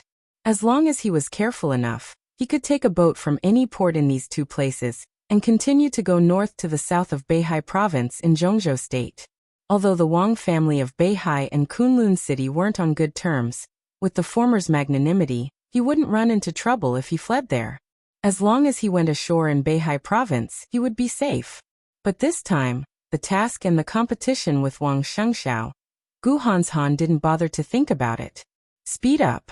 Climb the mountain. Gu Hanshan clenched his teeth and moved faster and faster. In the heavy rain, thunder rolled across the sky, and the mountains seemed to be trembling in the thunder. Pale lightning flashed across the dark sky. The crisis was like an exploding tide, shrouding Gu Hanshan in an instant. There was no time to think. The blazing, solid bright fire instantly covered Gu Hanshan's whole body. The flames surged wildly. The moment the fire lit up, his body rushed forward. At the same time, a large piece of blue lightning fell directly from the top of Gu Hanshan's head. The large piece of fire was smashed by the lightning, splashing sparks and falling on the grasslands soaked by the wind and rain. The water vapor was evaporated in an instant, and the wild grass burned wildly. The bleak night was illuminated by the warm fire. In the fire, Gu Hanshan's firm face seemed to be pale and transparent. Heavenly Hound, the left advisor of Wuxia Palace, who took action as soon as the thunder sounded, floated in the air expressionlessly. A large amount of lightning swayed around him. Standing in the air, he looked mysterious and powerful, but his face was abnormally pale. Countless bolts of lightning struck the fire on Gu Hanshan's body, and the fire grew. Finally, when the fire disappeared, the lightning in front of Heavenly Hound also disappeared at the same time. Only the sparks that fell on the ground were still spreading rapidly. The fire quickly burned the wild grass about 10 meters around Gu Hanshan, and then it was extinguished by the rain. Thick smoke billowed. Heavenly Hound stared at Gu Hanshan through the thick smoke. The corners of his mouth rose slightly, with cruelty and resentment. He said softly, "Run, keep running. Do you think you can still run away?" Gu Hanshan looked at Heavenly Hound in front of him quietly and said flatly, "Do you think you can catch up with me?" The corners of Heavenly Hound's mouth twitched fiercely, and the fire of anger in his eyes suddenly burned. "I can't catch up with you. If I wanted to kill you, you could have died at least 10 times in so many days. The young heavenly son of Zhongzhou State? Oh bullshit." Gu Hanshan was expressionless and did not speak. He knew that Heavenly Hound was telling the truth. So what if he was a young heavenly son? The realm gap between them was so huge that it couldn't be made up. If Heavenly Hound didn't want to catch him alive, Gu Hanshan would have died long ago in the continuous pursuit. In the isolation of the fire and the thick smoke, Gu Hanshan seemed to squint slightly, and a strange light flashed in his eyes. He didn't bother to think why Heavenly Hound wanted to catch him alive. There were only a few reasons. He wouldn't be so arrogant to think that he was the best in the world, but he had never belittled himself. His talent and his identity were enough to make him one of the most important people among all the people from Zhongzhou State who sneaked into East Island this time. This kind of importance was undoubtedly a bargaining chip in the eyes of the people from East Island. Once he fell into the hands of the people from East Island, he would become a very important bargaining chip in the hands of East Island. At that time, East Island would have enough confidence to use him as a bargaining chip to negotiate with Zhongzhou State or trade with Kunlun City. Gu Hanshan took a deep breath. He suddenly felt grateful for his identity, and it was precisely because of this identity that he could seize the opportunity. Yes, it was an opportunity. The continuous struggle between life and death for many days squeezed out a lot of his potential. Gu Hanshan, who was already at the peak of the fire-flaming realm, finally made further progress. Although he didn't completely enter the thunder-shocking realm, he had half of his foot in that realm. The gap between the half-step thunder-shocking realm and the half-step invincible realm was still huge. But Gu Hanshan had the core of Kunlun City's 10 skills of true martial arts, especially the 9th secluded impasse. That move could be regarded as the pseudo-domain in the invincible realm. Gu Hanshan was barely able to use it when he was at the peak of the fire-flaming realm. After he reached the half-step thunder-shocking realm, he had a deeper understanding of this move. In fact, after such a long pursuit, almost all the injuries on Heavenly Hound were caused by Gu Hanshan in the pseudo-domain of the 9th secluded impasse. Superiors of the half-step invincible realm could also vaguely form pseudo-domains. But in terms of domains, the inheritance of 10 skills of true martial arts was far better than that of Heavenly Hound. Heavenly Hound's pseudo-domain only existed a little longer than that of the 9th secluded impasse. But at the moment when the pseudo-domains of the two sides collided, Gu Hanshan would rush up and fight with Heavenly Hound several times without hesitation.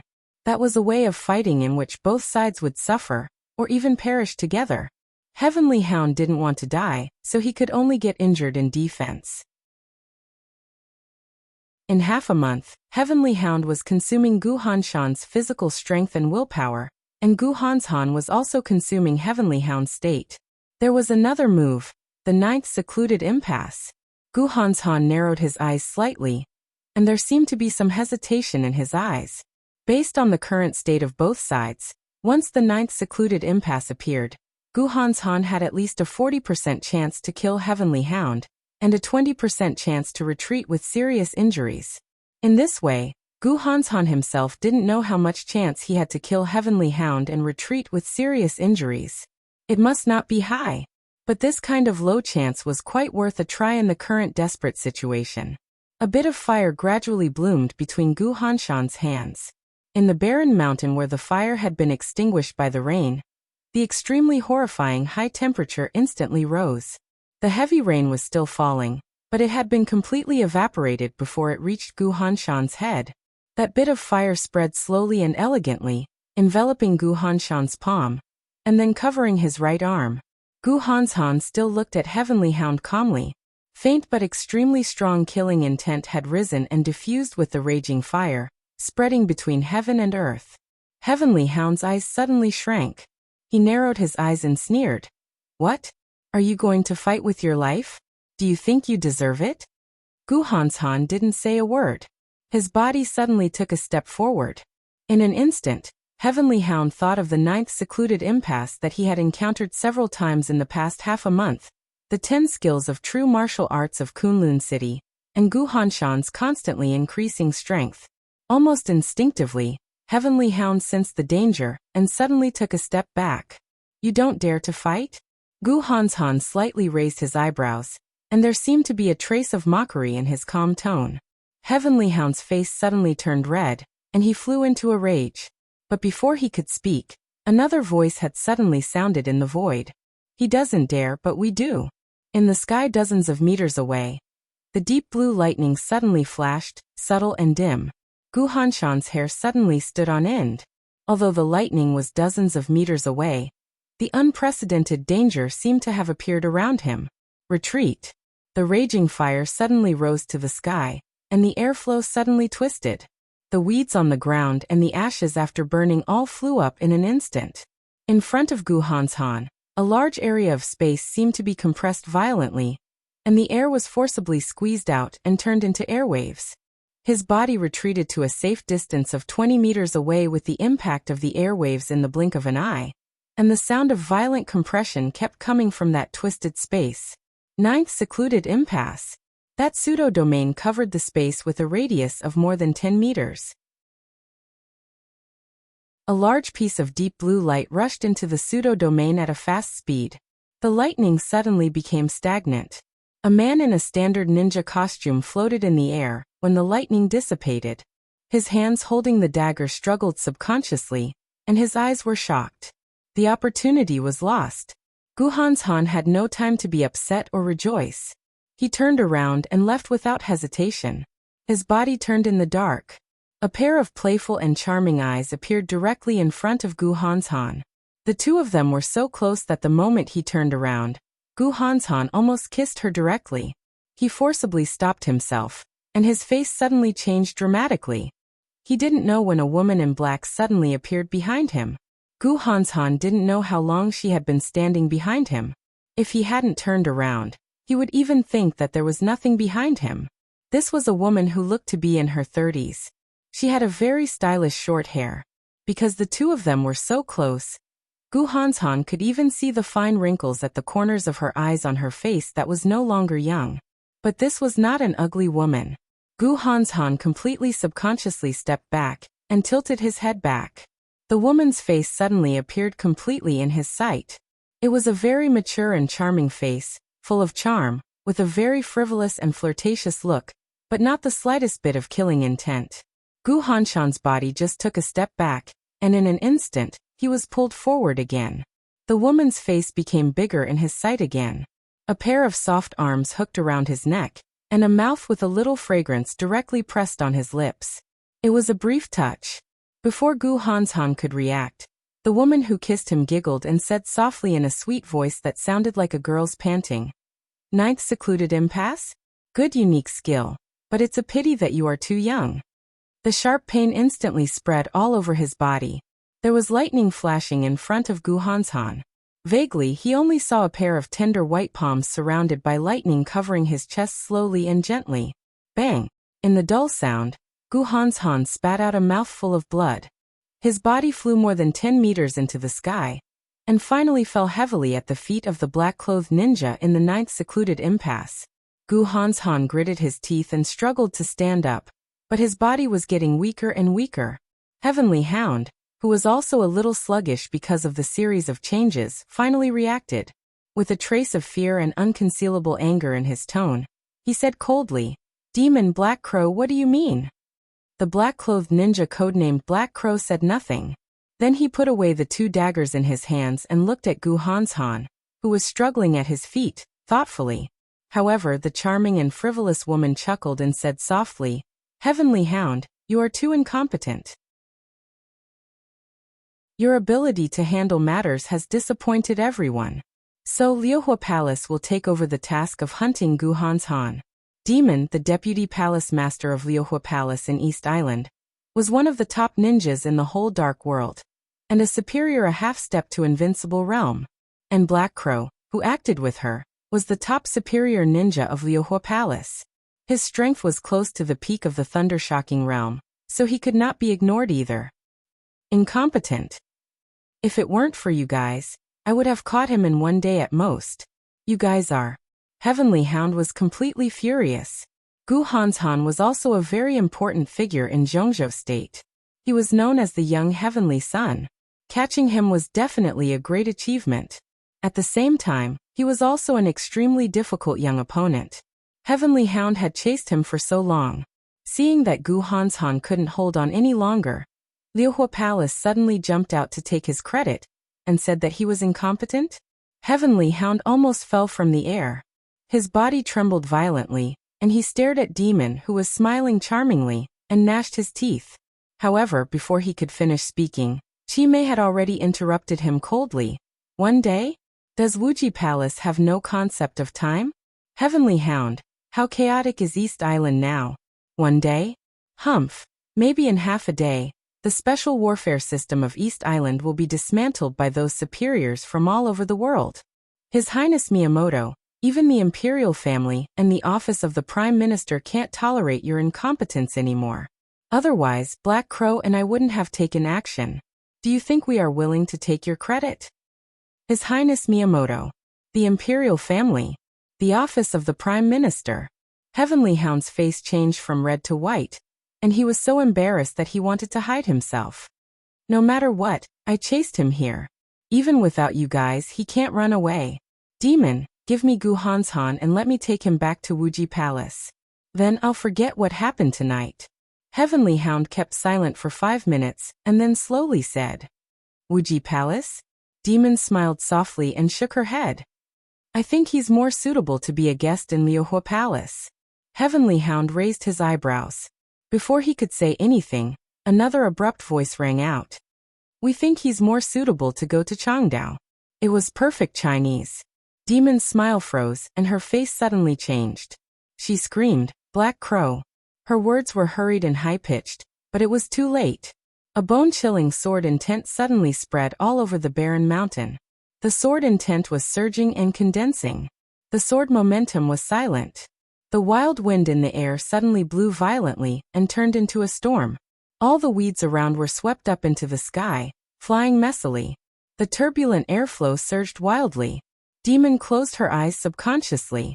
Everything happened in the blink of an eye. For ice walls suddenly rose up around Gu Hanshan. Along with the appearance of the ice walls, there were 2 rays of sword light that were as cold as glaciers. 2 beams of sword light silently flashed out from the swaying weeds. Everyone's eyes flashed faintly, and the 2 beams of sword light directly merged into one. Demon had just screamed when the 2 rays of sword light rushed to the front of Black Crow. Bright and sharp lightning burst out in front of the sword light, accompanied by blood and broken ice all over the sky. The ice walls around Gu Hanshan were instantly broken, and so was Black Crow's body. The sword light was like lightning, drawing a 100-meter-long icy straight line in the barren mountain. 2 figures hid under a ray of sword light, grabbed Gu Hanshan, and kept moving forward in the flashing lightning and sword light. In the blink of an eye, they flew nearly 100 meters away. Both Demon and Heavenly Hound seemed to be confused for a moment. Clap. The broken ice all over the sky fell to the ground with blood and flesh. Demon's body suddenly shook, and she suddenly reacted. She screamed. Who the hell is it? Heavenly Hound's face was solemn and gloomy. People from Kunlun City. Ice Soul, Ice Frost. He took a deep breath, gave Demon a hard look, and turned to leave. Where are you going? Chi Mei let out a shrill scream. Back to Wuji Palace. Heavenly Hound said coldly. If you are not afraid of death, go after him. Demon gritted her teeth and looked at Heavenly Hound's back, motionless. Ice Soul, Ice Frost. These two code names might be a little strange in the dark world, but if they were combined, they would be really well known. Kunlun City. Ice Soul and Ice Frost Sword. They might be the most famous pair of twin brothers in the dark world. Both of them were only superiors at the peak of the thunder-shocking realm, but they had the sharpness that made most superiors of the half-step invincible realm retreat. Demon's eyes flickered for a while, but she didn't go after them. After all, like Heavenly Hound, she didn't want to die.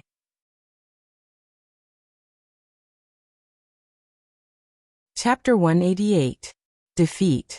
When the ultimate attack and the perfect defense failed, any superior, no matter the young Heavenly Son or the superior of the half-step invincible realm, could only be defeated and then walked on the road of defeat and death. From Wakayama to Changdao, they crossed thousands of miles, covered in blood, and fled in defeat. The heavy rain fell hysterically in the forest with crazy momentum. The heavy rain lasted for several days, and the forest was muddy everywhere. The wet and slippery ground had a slight upward slope, like a low hill. When going up against the slope, one needed to maintain physical strength and couldn't fly in the air. Every step was extremely uncomfortable. The rumbling footsteps behind him were getting closer and closer, as if thousands of horses and soldiers were galloping. The rapidly falling raindrops surrounded the entire forest, but it was difficult to cover the charging footsteps. It was as if thunder was striking the ground, and the dull, thunderous footsteps reverberated continuously, causing the entire forest to tremble. Swift, fierce, tireless, and full of killing intent. In their sight, a metal monster, at least 2 meters tall, was moving straight all the way. The trees in front of him didn't seem to exist in his eyes, and they were broken in the straight way. One by one, the trees kept falling as he moved forward. The clear cracking sound of tree trunks broke through the sound of the rain, and now it was particularly ear-piercing. Damn it again?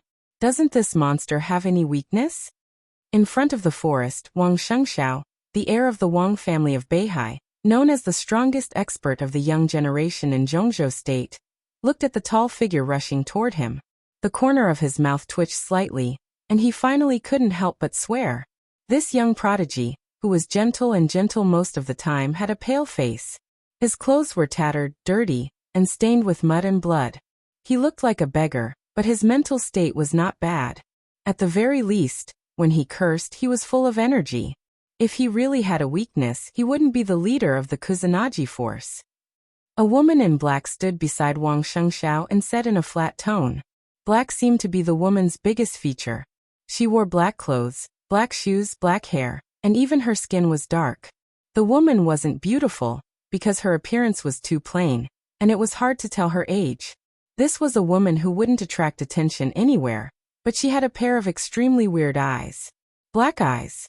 Her eyes were huge, but there was no white in her pupils. They were all black, and a faint luster flickered in her pupils. They were dim and gloomy, like a malicious spirit, making people shudder. She stood quietly beside Wang Shengxiao, watching the metal monster approaching, motionless. Run. They were indeed running, but running in front of this monster was a joke in this kind of weather. This was a monster that had been modified to the point where it was no longer human. It knew no exhaustion, never gave up, and had absolute defense and attack power. In this kind of environment, running away with their backs facing it was equivalent to seeking death. The woman narrowed her eyes, which were so creepy and chilling. She looked at the metal monster that was getting closer and closer. Her dark face was abnormally pale, and even a little blue. She looked extremely weak. In such a state, no one could tell that she was a top master in the dark world. Black pupil from the Wang family of Beihai. Within the Wang family of Beihai, which was full of experts and had a deep foundation. Her strength might not be at the top, but she was very close to it. An expert who was extremely close to the half-step invincible realm, even if there was no room for improvement, would be the top existence in any superpower. Energy. A deep voice suddenly sounded, calm and hoarse. A middle-aged man who looked like he was in his 40s stood on the other side of Wang Shengxiao. From his position, he was even a little closer to Wang Shengxiao and Black Pupil. That was the position where he could withstand the most attacks and fight back first. Once the battle broke out, he could minimize the attacks on the two people behind him. The man was a little short and fat. The expression on his round face was calm, but there seemed to be lightning flashing in the depths of his eyes. He looked calm and intense. Closer, closer and closer. In the heavy rain, the metal armor on the metal monster that was rushing toward them had begun to deform slightly.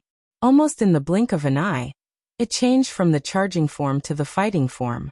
The muzzle on the shoulder, the saber on the arm, and the gun barrel on the finger were exposed one by one. 50 meters. 30 meters. The rain hit the armor crazily. The armor made of special alloy shone with a cold and sharp light, with a smell of death. 20 meters. The man suddenly reached out and whispered, "Young master, the sword." Without hesitation, Wang Shengxiao directly threw the broad-bladed heavy sword that weighed more than 50 kilograms to the middle-aged man in front of him.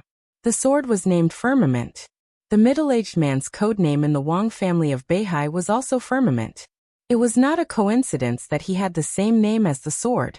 Wang Shengxiao, who had the wind and thunder veins, held the Firmament sword, and Firmament himself was Wang Shengxiao's guardian since childhood. He was the top expert of the half-step invincible realm. Even in the Wang family of Beihai, in terms of combat capability, Firmament could be ranked in the top 5. The heavy greatsword slashed through the air, bringing with it a dull whistling sound. Firmament's fingers bent slightly. In the airflow, the sword hilt fell directly into his hand. In an instant, Firmament's eyes stood up, and the lightning flashing in the depths of his eyes burst out without reservation.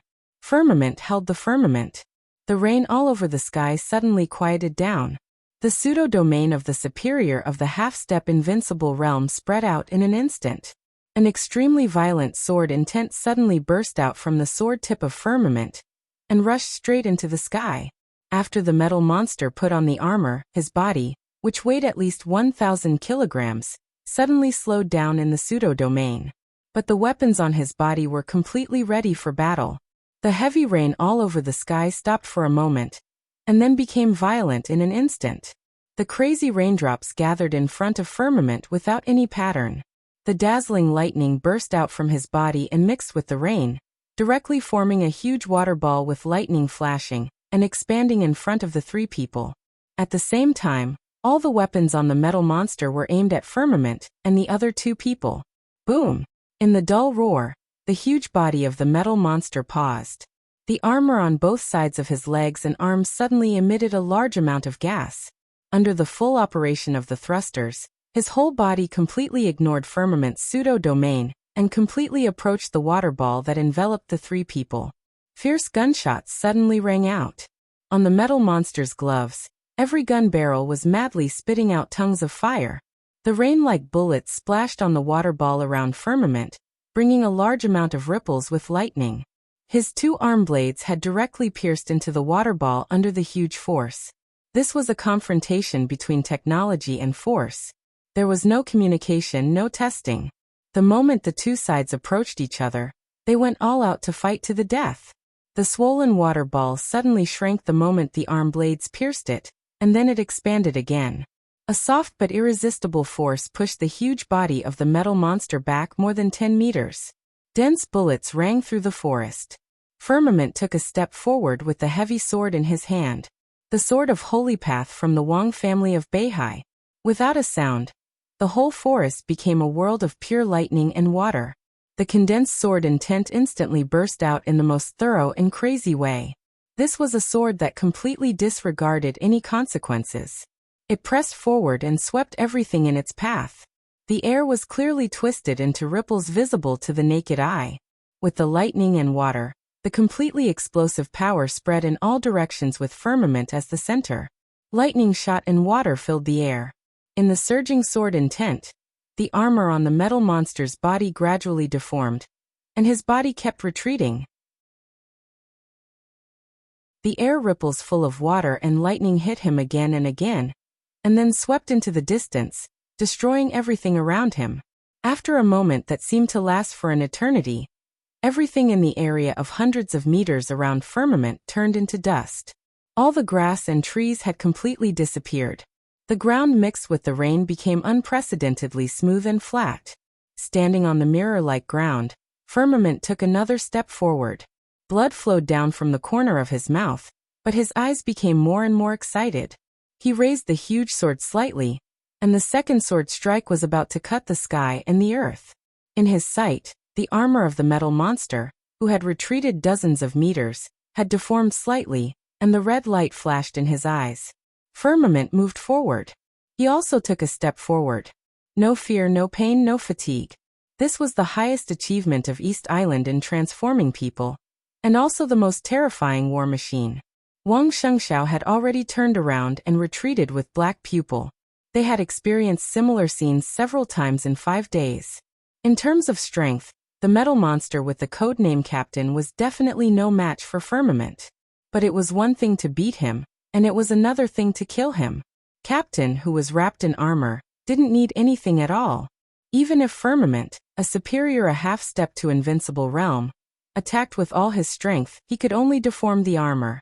The armor was made of special alloy, and with some anti-impact materials, Captain in this state could be said to be a real combination of attack and defense. Under the invincible realm, there were many people who could defeat him, but almost no one could kill him in a short time. He was a pure monster. After Wang Shengxiao went missing, Firmament and Black Pupil went to East Island to rescue him.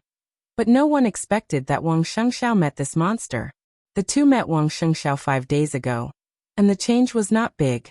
Before, Wang Shengxiao was being hunted alone, but now, the three of them were being hunted together. Firmament and Black Pupil brought a lot of supplies and news from Zhongzhou State. After all, Firmament was a superior a half-step to invincible realm. Even if he couldn't kill Captain, his extreme outbursts could completely suppress him and consume most of his energy. So after the three of them gathered together, facing Captain's pursuit, there was no danger. But being chased for hundreds of kilometers, even if there was no danger, it was still a pain in the ass. The heavy sword blade was raised. Firmament didn't look back, but his sharp eyes were filled with extreme determination. They were less than 50 kilometers away from Changdao. After entering Changdao, they could gather with the elites of Zhongzhou State as soon as possible. Under normal circumstances, the 50 kilometers was enough for Captain to replenish his energy and chase again. But now, Firmament calmly took a deep breath. He drew back his arm that was holding the sword. Looking at Captain who was rushing toward him again, he suddenly raised his arm and held the sword to the sky. Boom! The air was shaking crazily, and the loud sound was like thunder, echoing fiercely in the walls of the air. The rolling thunder spread through the whole forest. A ball of dazzling lightning lit up on the blade of the giant sword and rushed to the sky. The amazing lightning was blooming in the high sky. For a moment, the sky was completely mysterious and dangerous deep blue. There was no lightning in the air, or in other words, the whole space turned into lightning. The deep blue space that filled everyone's sight fell rapidly from the high sky, as if the whole sky was directly pressed down, with a strong sense of destruction. The sword that destroyed the world. The sword that shook the world. Although this strike was still in the scope of a half-step to invincible realm, it was infinitely close to the mysterious invincible realm. All his physical strength was almost sucked out in an instant. All his physical strength, all his sword intent, and the ultimate pseudo-domain. Firmament's eyes became crazy and scarlet, and thick blood flowed down the corner of his mouth. The sword strike that was almost beyond his ability didn't cover the Captain's huge body, but he was already seriously injured. The man and the sword became one, and the sword became one with heaven and earth. Heavenly sword of the Wang family of Beihai. The Captain's movements suddenly stopped. He raised his head with a rigid expression, looking at the rapidly falling deep blue sky, a bit hesitant. Divine wind. Glacier. Tide. Defense. Hibernation. The moment when the deep blue sky was about to cover the captain with the amazing sword light, a cold roar suddenly rang out. The captain's scarlet eyes and his armor suddenly lit up. Without hesitation, he squatted down his huge body, curled up, and turned himself into a huge ball. The sword light suddenly arrived and completely covered the captain's curled-up body. The earth shook and the mountains shook. The ground that was as smooth as a mirror suddenly cracked, and countless dense cracks appeared on the ground. A big hole with a diameter of nearly 20 meters appeared where the captain was. And his whole body had disappeared from the ground, and he was blasted into the ground. Puff!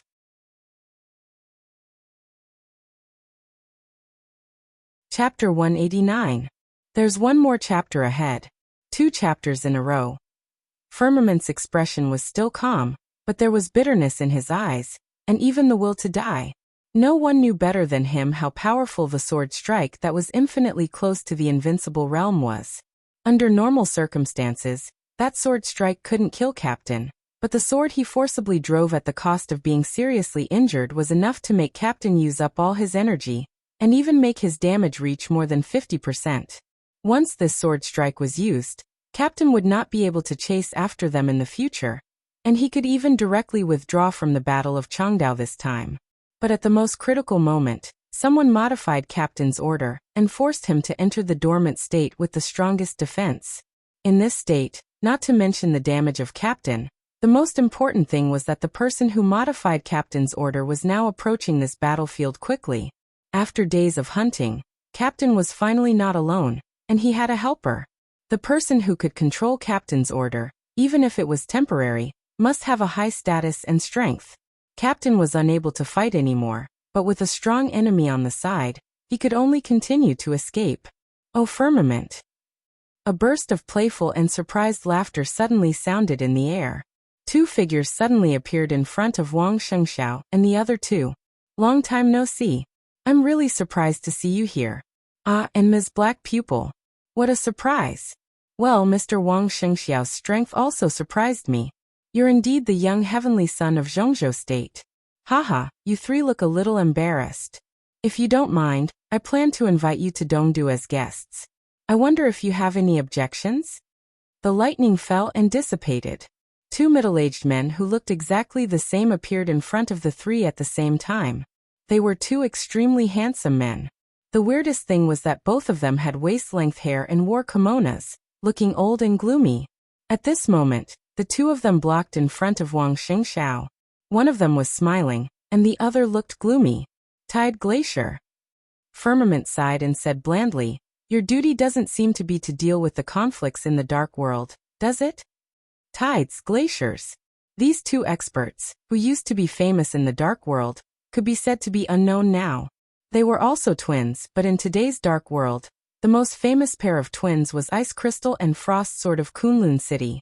As for Tide and Glacier, who had already withdrawn from the dark world, no one remembered them. However, Firmament knew their origins. They were the former giants of the Divine Wind Force. 10 years ago, they were the left and right commanders of the Divine Wind Force, the 2nd and the 3rd in the Special Warfare Center of East Island. But about 8 years ago, after the 2 failed to reach the invincible realm before the age of 40, they were both disheartened. They left the dark world and went to the East Island Imperial Palace. They were now the left and right guards of the Mikado. The reason why Firmament knew them was that when the Mikado of East Island visited Beihai Province a few years ago, they met and Wang Tianzong told him about the origin of the brothers. 2 half-step invincible realm experts. Furthermore, they were twin brothers who shared the same thoughts. The corners of Firmament's mouth became more and more bitter. Even in his heyday he might be able to suppress one of them, but when the 2 of them joined hands, he was absolutely no match for them. And now he was seriously injured and couldn't even hold one of them back. This is East Island. Tide chuckled and said softly with a smile on his face, "Anything we think is necessary is within our scope of responsibility." Including bullying the weak and catching a junior?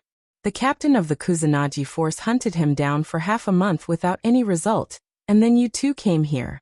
You really made East Island proud. Firmament said in a mocking tone. Although the captain still has a human mind, in the process of transformation, the sharpness of his mind will inevitably decline. Now he's very stiff. Tide sighed and said with a smile, East Island's current scientific and technological power is far less than that of Zhongzhou State. If we could also develop something like the Four Spirits armor, we would also choose a real person to lead the Kusanagi force. But unfortunately we can't do that. Firmament narrowed his eyes, forcibly suppressed his serious injury, and started to increase his strength desperately. Tide didn't seem to mind his dying struggle. He continued, In fact, if time permits, we don't mind if the captain continues to play with Mr. Wang Shengxiao. Anyway, he will be caught sooner or later. But now time doesn't permit it, and neither does the situation. You three are too close to Changdao, so we came here. His Majesty the Mikado thinks it's not suitable for you three to go to East Island now. On the contrary, the Imperial Palace is the most suitable place for you. Mr. Wang Shengxiao is a very important person, we think. He's not the only important one. Gu Hanshan is also uncontactable. You've made a lot of secret deals with Kunlun City in recent years, haven't you? Catching him can also bring you greater benefits. And Ice Crystal Frost Sword has now arrived in East Island. Don't you want to meet him? Firmament calmly interrupted Tide's words. Firmament, are you insulting us? Ice Crystal Frost Sword? What the hell is that? Before Tide could say anything, Glacier, who had a cold expression on his face, took a step forward and spoke in an eerie voice. He wasn't tall, and he was wearing a kimono. His waist-length hair made him look even shorter. However, as he walked forward, an extremely eerie killing intent gushed out from him, causing people to subconsciously ignore the fact that he wasn't tall enough. Firmament smiled and didn't say anything. He held the sword hilt tighter and tighter. The sword energy circulated around him, and became more and more obvious. He knew why Glacier was so angry. Ice Crystal Frost Sword was famous in the Dark World now, but in fact a few years ago, the Dark World didn't have this name. At that time, they called it Ice Crystal Sword Master and Ice Frost Sword Master. The word Sword Master had a very special meaning for the Dark World of Zhongzhou State, because this word had always belonged to Mount Shu in the past hundreds of years. Ice Crystal Frost Sword from Kunlun City called themselves Sword Master, which was obviously a provocation to Mount Shu. As for whether Gu Xingyun, the governor of Kunlun City, planned it or not, no one knew. Because before the series of conspiracies could be carried out, Wei Kunlun, the Nirvana Sword Master of Mount Shu, went straight to Kunlun City and challenged the twin brothers who were at the peak of the thunder-shocking realm at that time. After that battle, the two sword masters became the Ice Crystal Frost Sword of today. Glacier and Tide were both figures of the half-step invincible realm, and they thought highly of themselves. They didn't think they were inferior to Wei Kunlun. He compared Wei Kunlun's defeated opponents with them, which showed his disdain. Ice Crystal Frost Sword is not worthy for us to intercept. Only people like you, Firmament, and young heavenly sons like Mr. Wang Shengxiao are worthy for us to come here. Oh, and Ms. Black Pupil, your eyes are so charming. Maybe they will be more beautiful if we dig them out. What do you think? Tide chuckled and squinted his eyes. He didn't look at Firmament or Black Pupil anymore. His eyes fell on Wang Shengxiao, who looked calm. Well, I think we don't have to waste time. Young Master Wang, are you going back with us? Or are you going to resist? No matter what choice you make, we are very welcome. I can go wherever I want. Now, I want to go to Changdao. Wang Shengxiao said blandly, make way. Good spirit. Tide gave him a thumbs up and praised sincerely. It's a pity that your strength is too low, and Firmament is seriously injured. What capital do you have to resist us? Ms. Black Pupil? She's not enough, far from enough. You can try. Wang Shengxiao suddenly reached out his hand and took the giant sword from Firmament's hand, smiling more and more gently. That's not a good idea. Tide shook his head and said seriously, I advise you not to resist. Today we are here. No matter what, you have to go with us. No one can stop us. He really didn't want to fight with Wang Shengxiao. If there was an accident in the battle, more than one heir of the Wang family of Beihai would be killed or injured. For East Island, It meant tens of thousands of square kilometers of land rented by the royal family, which originally belonged to East Island. They can't stop you, but what about me? A soft and cold voice suddenly rang out from afar. A white dot suddenly appeared in the distance. When the voice rang out, the person was still far away, but as the voice fell, he had already appeared next to Wang Shengxiao. He was dressed in white, with an evil face and a cold temperament. A vague but deadly danger suddenly spread in the forest. It was as thin as a needle, but extremely sharp. Tide's pupils suddenly contracted. He stared at the man in white who suddenly appeared in front of him and said coldly, "Who are you?" "My name is Daybreak." The man in white narrowed his eyes and looked playfully at Tide and Glacier, who looked like they were facing a formidable enemy. He said softly, "You are no match for me, so they should go back to Changdao with me. Do you have a problem with that?" Tide sneered and was about to say something. Daybreak said meaningfully again, "A word of advice. If you say something, you will die." The night wind blew. Daybreak's soft tone revealed an indescribable weirdness and coldness, which made people's scalps numb. "Are you friends?" Tide stared at Daybreak and asked. He had never heard of the code name Daybreak, but he suddenly appeared here, and the vague sense of danger kept stimulating his skin all over. Tide was sure that this man in white with a weird background was at least a superior of the half-step invincible realm. And even if he was a superior of the half-step invincible realm, he should be a top-notch superior. For example, Azure Dragon Gong Sun Chi of Zhongzhou State, Tribulation of Sai City, Saint of Samsara Palace, Firmament of the Wang family of Beihai. They were no match for such a person alone. But once they joined hands, it was hard to say who would win and who would lose. Tide clenched his fist, and the killing intent flashed in his eyes. "No." Daybreak shook his head with a smile, but his eyes drifted for a moment. He said blandly, "I was entrusted by someone. Someone asked me to bring them back to East Island safely." "Who is it?" Before Tide opened his mouth, Wang Shengxiao and Black Pupil had asked in unison. "Samsara." Daybreak didn't seem to be on guard against a pair of twin brothers of the half-step invincible realm. He looked back at Wang Shengxiao with a smile and said in a soft tone, "To be exact, it should be Li Tianlan." Li Tianlan. Wang Shengxiao just looked weird. But Black Pupil and Firmament's faces suddenly changed. Vaguely, they knew that there seemed to be another knot between Li Tianlan and the Wang family of Beihai. Everyone had a reason to save the elites of Zhongzhou State who were in East Island, except for Li Tianlan. "Oh." Li Tianlan Tide nodded. "He's a very important person. In fact, if he wasn't in Changdao, maybe we would have done something to him." Daybreak couldn't help laughing. In the angry eyes of Tide and Glacier, his expression seemed to be a little sympathetic. "You two have good strength, but you can't do anything to him." "Really? You?" Glacier said coldly. A bolt of lightning had already begun to spread out from his palm. The lightning curled around him, illuminating his entire body with a dark blue color. "Of course, not just me." Daybreak looked at Tide and Glacier meaningfully and said softly, "Your alertness is too poor. Didn't anyone tell you to pay attention to your back all the time?" "Behind." Tide's heart skipped a beat, but he didn't move. Glacier had already turned his head around to take a quick glance. He just glanced back and turned around. Then his body shook, and he suddenly froze on the spot. About 2 or 3 seconds later, he suddenly turned around again and looked behind him, with an incredible shock on his face. Tide, who had sensed that something was wrong, felt his heart gradually sink. He suddenly pulled Glacier, and the two brothers retreated dozens of meters away. Then they turned around. In an instant, Tide's eyes widened as he stared behind him, dumbfounded as if he had seen a ghost. In the dark forest, the rain was messy, and the wind was howling.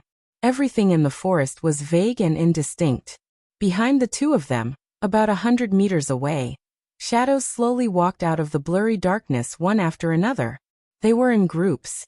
Little by little, the fire lit up, and the hot temperature evaporated the rain curtain and baked the forest. Tide's face was pale, and he felt a little cold all over. The figures in his sight were all superiors of the fire-flaming realm. In the darkness, there were flames mixed and connected, and the figures gathered together.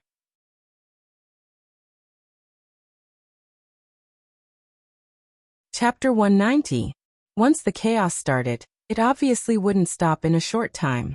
More and more superiors entered Changdao from different channels. The surprise attack on the outer defense line of Changdao on the first day wasn't the end. On the contrary, it was just a prelude. With the arrival of a large number of superiors from the Dark World, there were fights almost every day on the edge of Changdao. All the dark superpowers seemed to have reached a tacit agreement. Let East Island bleed first. Even if a large number of elites from East Island were trapped in Zhongzhou State, even all the dark superpowers in the world started to gather in Changdao.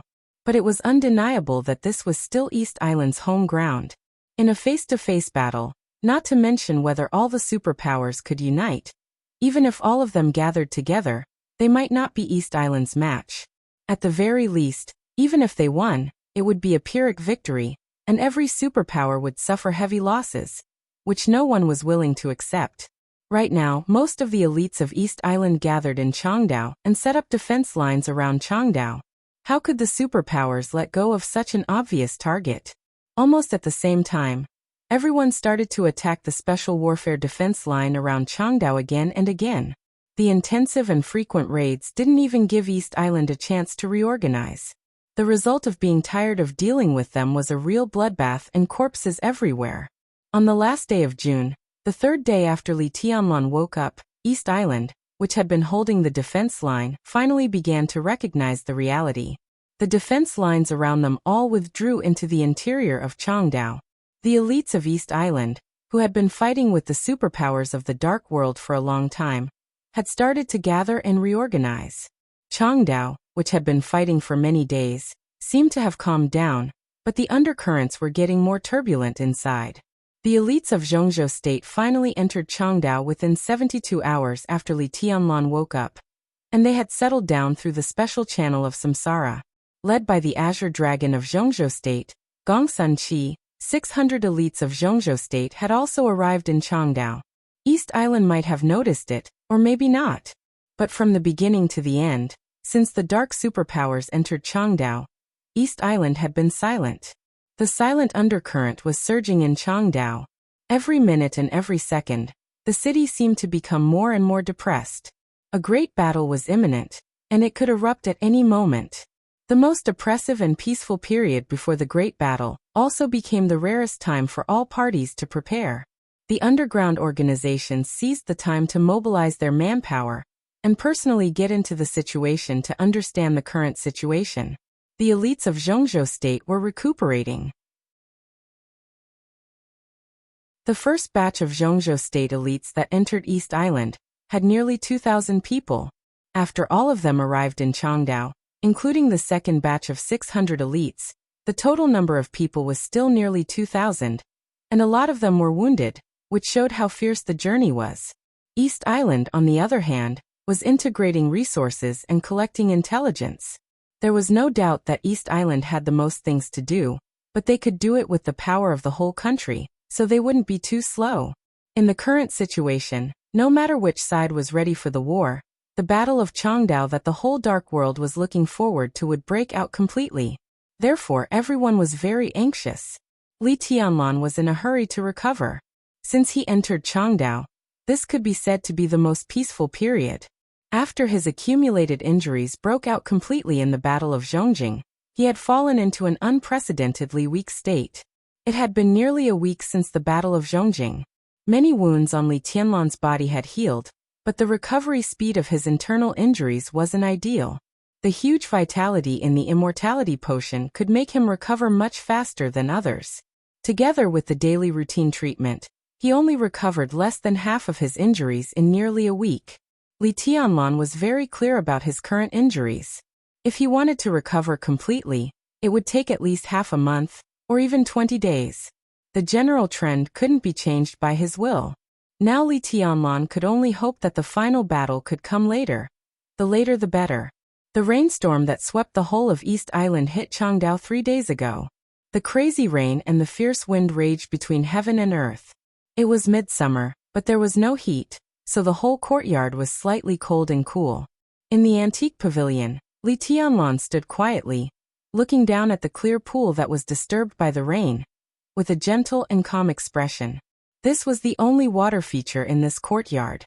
In front of the door of the villa in the center of the courtyard, there was a pool with a diameter of about 20 or 30 meters. The pool was deep, and there were hundreds of ornamental fish of different colors inside. The rainstorm fell messily in the clear pool, and the fish under the water kept surfacing and diving. The whole pool was shaking, full of ripples, but it couldn't turn over, just like Li Tianlan's ambition and desire that couldn't be stopped. The whistling wind took away the last remaining warmth in the pavilion. Li Tianlan, who wore a thin windbreaker, wrapped the lapels of his clothes and then stopped moving. In front of him was the pool, and behind him were tables and chairs. There was a pot of tea on the light brown marble table, and a few teacups were scattered on the table. There were a lot of cigarette butts in the ashtray in the middle. It seemed that not long ago, many people had a conversation in the pavilion. But no one knew how long the conversation had ended. The smoke in the pavilion drifted away, and the tea was completely cold. Li Tianlan stood quietly.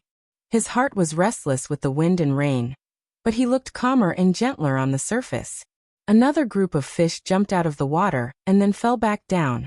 Li Tianlan's eyes, which were very focused most of the time, gradually became unfocused, as if he was in a trance. For the past few days he had been healing his wounds, and he was also waiting for the opportunity that he didn't know would appear. It had been almost a month since he came to East Island. Fighting, blood, corpses, storms, fires, and thunder filled Li Tianlan's mind. But Li Tianlan still didn't understand the meaning of all this. Zhongzhou State and Samsara cooperated, and this plan could be described as a national effort, and they were still investing. East Island's special warfare elites were killed and injured, and Zhongzhou State also paid a big price. But what was the meaning behind all these battles? They killed people, but this was East Island. If East Island didn't perish, what was the point of killing some special warfare elites? Zhongzhou State and Samsara wanted the right to speak in the dark world of East Island. But now no matter how he looked at it, Li Tianlan didn't see any possibility of yielding. Why did Zhongzhou State think that after this battle, these resources and territories of East Island would belong to them? Horsewoman said he would see the answer soon. But Li Tianlan still had no clue. His mind was a little messy. Li Tianlan's imagination ran wild, and his eyes became more and more unfocused. The storm hit Changdao and the pool in front of him. The weather was always gloomy and dark. Time seemed to stay still, and it was already half the afternoon. At a certain moment, Li Tianlan, who was standing quietly, suddenly focused his eyes. At the same time, a gentle and smiling voice rang out. "This place is nice." Li Tianlan's eyes flickered, and he turned around and said blandly, "It's really nice. You can live here if you like." This yard was the central area of the whole clubhouse. It was built in the mountains, and the clubhouse surrounded by mountains was quiet. In this well-protected yard, the quiet atmosphere was aloof from the world. Up close, there were lush grass, trees, and clear water. From afar, there were undulating mountains. This so-called top-end clubhouse in Changdao did have a kind of charm and style that made people forget the vulgar. This yard was arranged by Duke, and Saint didn't object when he saw it. Living in the most distinguished yard in this clubhouse, Samsara wanted to express something simple and complicated. After the elites of Zhongzhou State arrived in Changdao, Li Tianlan vaguely understood some subtle meanings. There was only one villa in the yard, but Li Tianlan didn't live alone. Several people from East Emperor Palace and Dongqing Rushi lived here for a few days. But most of the time, they were either meditating or resting and healing. They didn't have much time to talk. It was almost the same as if he was alone. "Forget it for me." The uninvited visitor smiled, and there was a kind of sincere kindness in his smile, which made it hard to tell whether he was sincere or not. "This is what Samsara did to elevate your status. What's the point of me living here?" And he paused, and the smile on his handsome and gentle face was still sincere. He said softly, "If I live here, aren't you afraid that I'll sneak attack and kill you when you're meditating? Will you?" Li Tianlan's tone became calmer. "Why not?" Wang Shengxiao, who didn't hold an umbrella but was still dry and clean, walked into the pavilion. He smiled softly and said, "From the standpoint of the Wang family of Beihai and myself, if I want to kill you, I don't even need to find a reason, because there are too many reasons. Li Tianlan looked at him with a faint smile, but his eyes were unfathomable and dead. Wang Shengxiao broke through the siege and came to the club yesterday. Firmament and Black Pupil, who were seriously injured, followed him. Li Tianlan hadn't seen any of them, but he roughly understood what was going on. Samsara rescued the three of them at the most critical moment through the special channel of its partners. In this respect, the three of them all owed Li Tianlan a big favor, or even a life-saving favor. Wang Shengxiao didn't meet Li Tianlan immediately, but he didn't delay too long. After arriving last night and taking a quick rest, the heir of the Wang family of Beihai rushed here as soon as possible. Li Tianlan didn't say a word. He just quietly looked into Wang Shengxiao's eyes. Wang Shengxiao was in a very good state of mind. His face was a little pale, but his eyes were full of energy. He wore a very simple and clean light-colored suit, and carried a long box in his hand. Although he said he wanted to kill him, he didn't mean to do it at all. And if I want to kill you, maybe I've already done it. Wang Shengxiao paused for a while and said meaningfully, I'm still alive. Li Tianlan's tone was calm. Facing Wang Shengxiao, his mind was actually a little complicated. But the conversation in this soft voice was not like a meeting between a brother-in-law and his brother-in-law. Li Tianlan, who had recognized the reality, naturally regarded Wang Shengxiao as an opponent, even an enemy. As long as I'm alive, I'll know what you've done sooner or later. Yes, you're still alive. Wang Shengxiao sighed softly, and his tone seemed a little complicated and weird. To be honest, this is what surprises me the most. You're still alive, and you saved me once. Is this your kindness to the Wang family of Beihai? Li Tianlan shook his head expressionlessly and said coldly, You're Yuetong's brother. Wang Shengxiao looked at Li Tianlan in silence for a long time. After a long time, he handed the box in his hand to Li Tianlan and said with a smile, There's a little misunderstanding between us.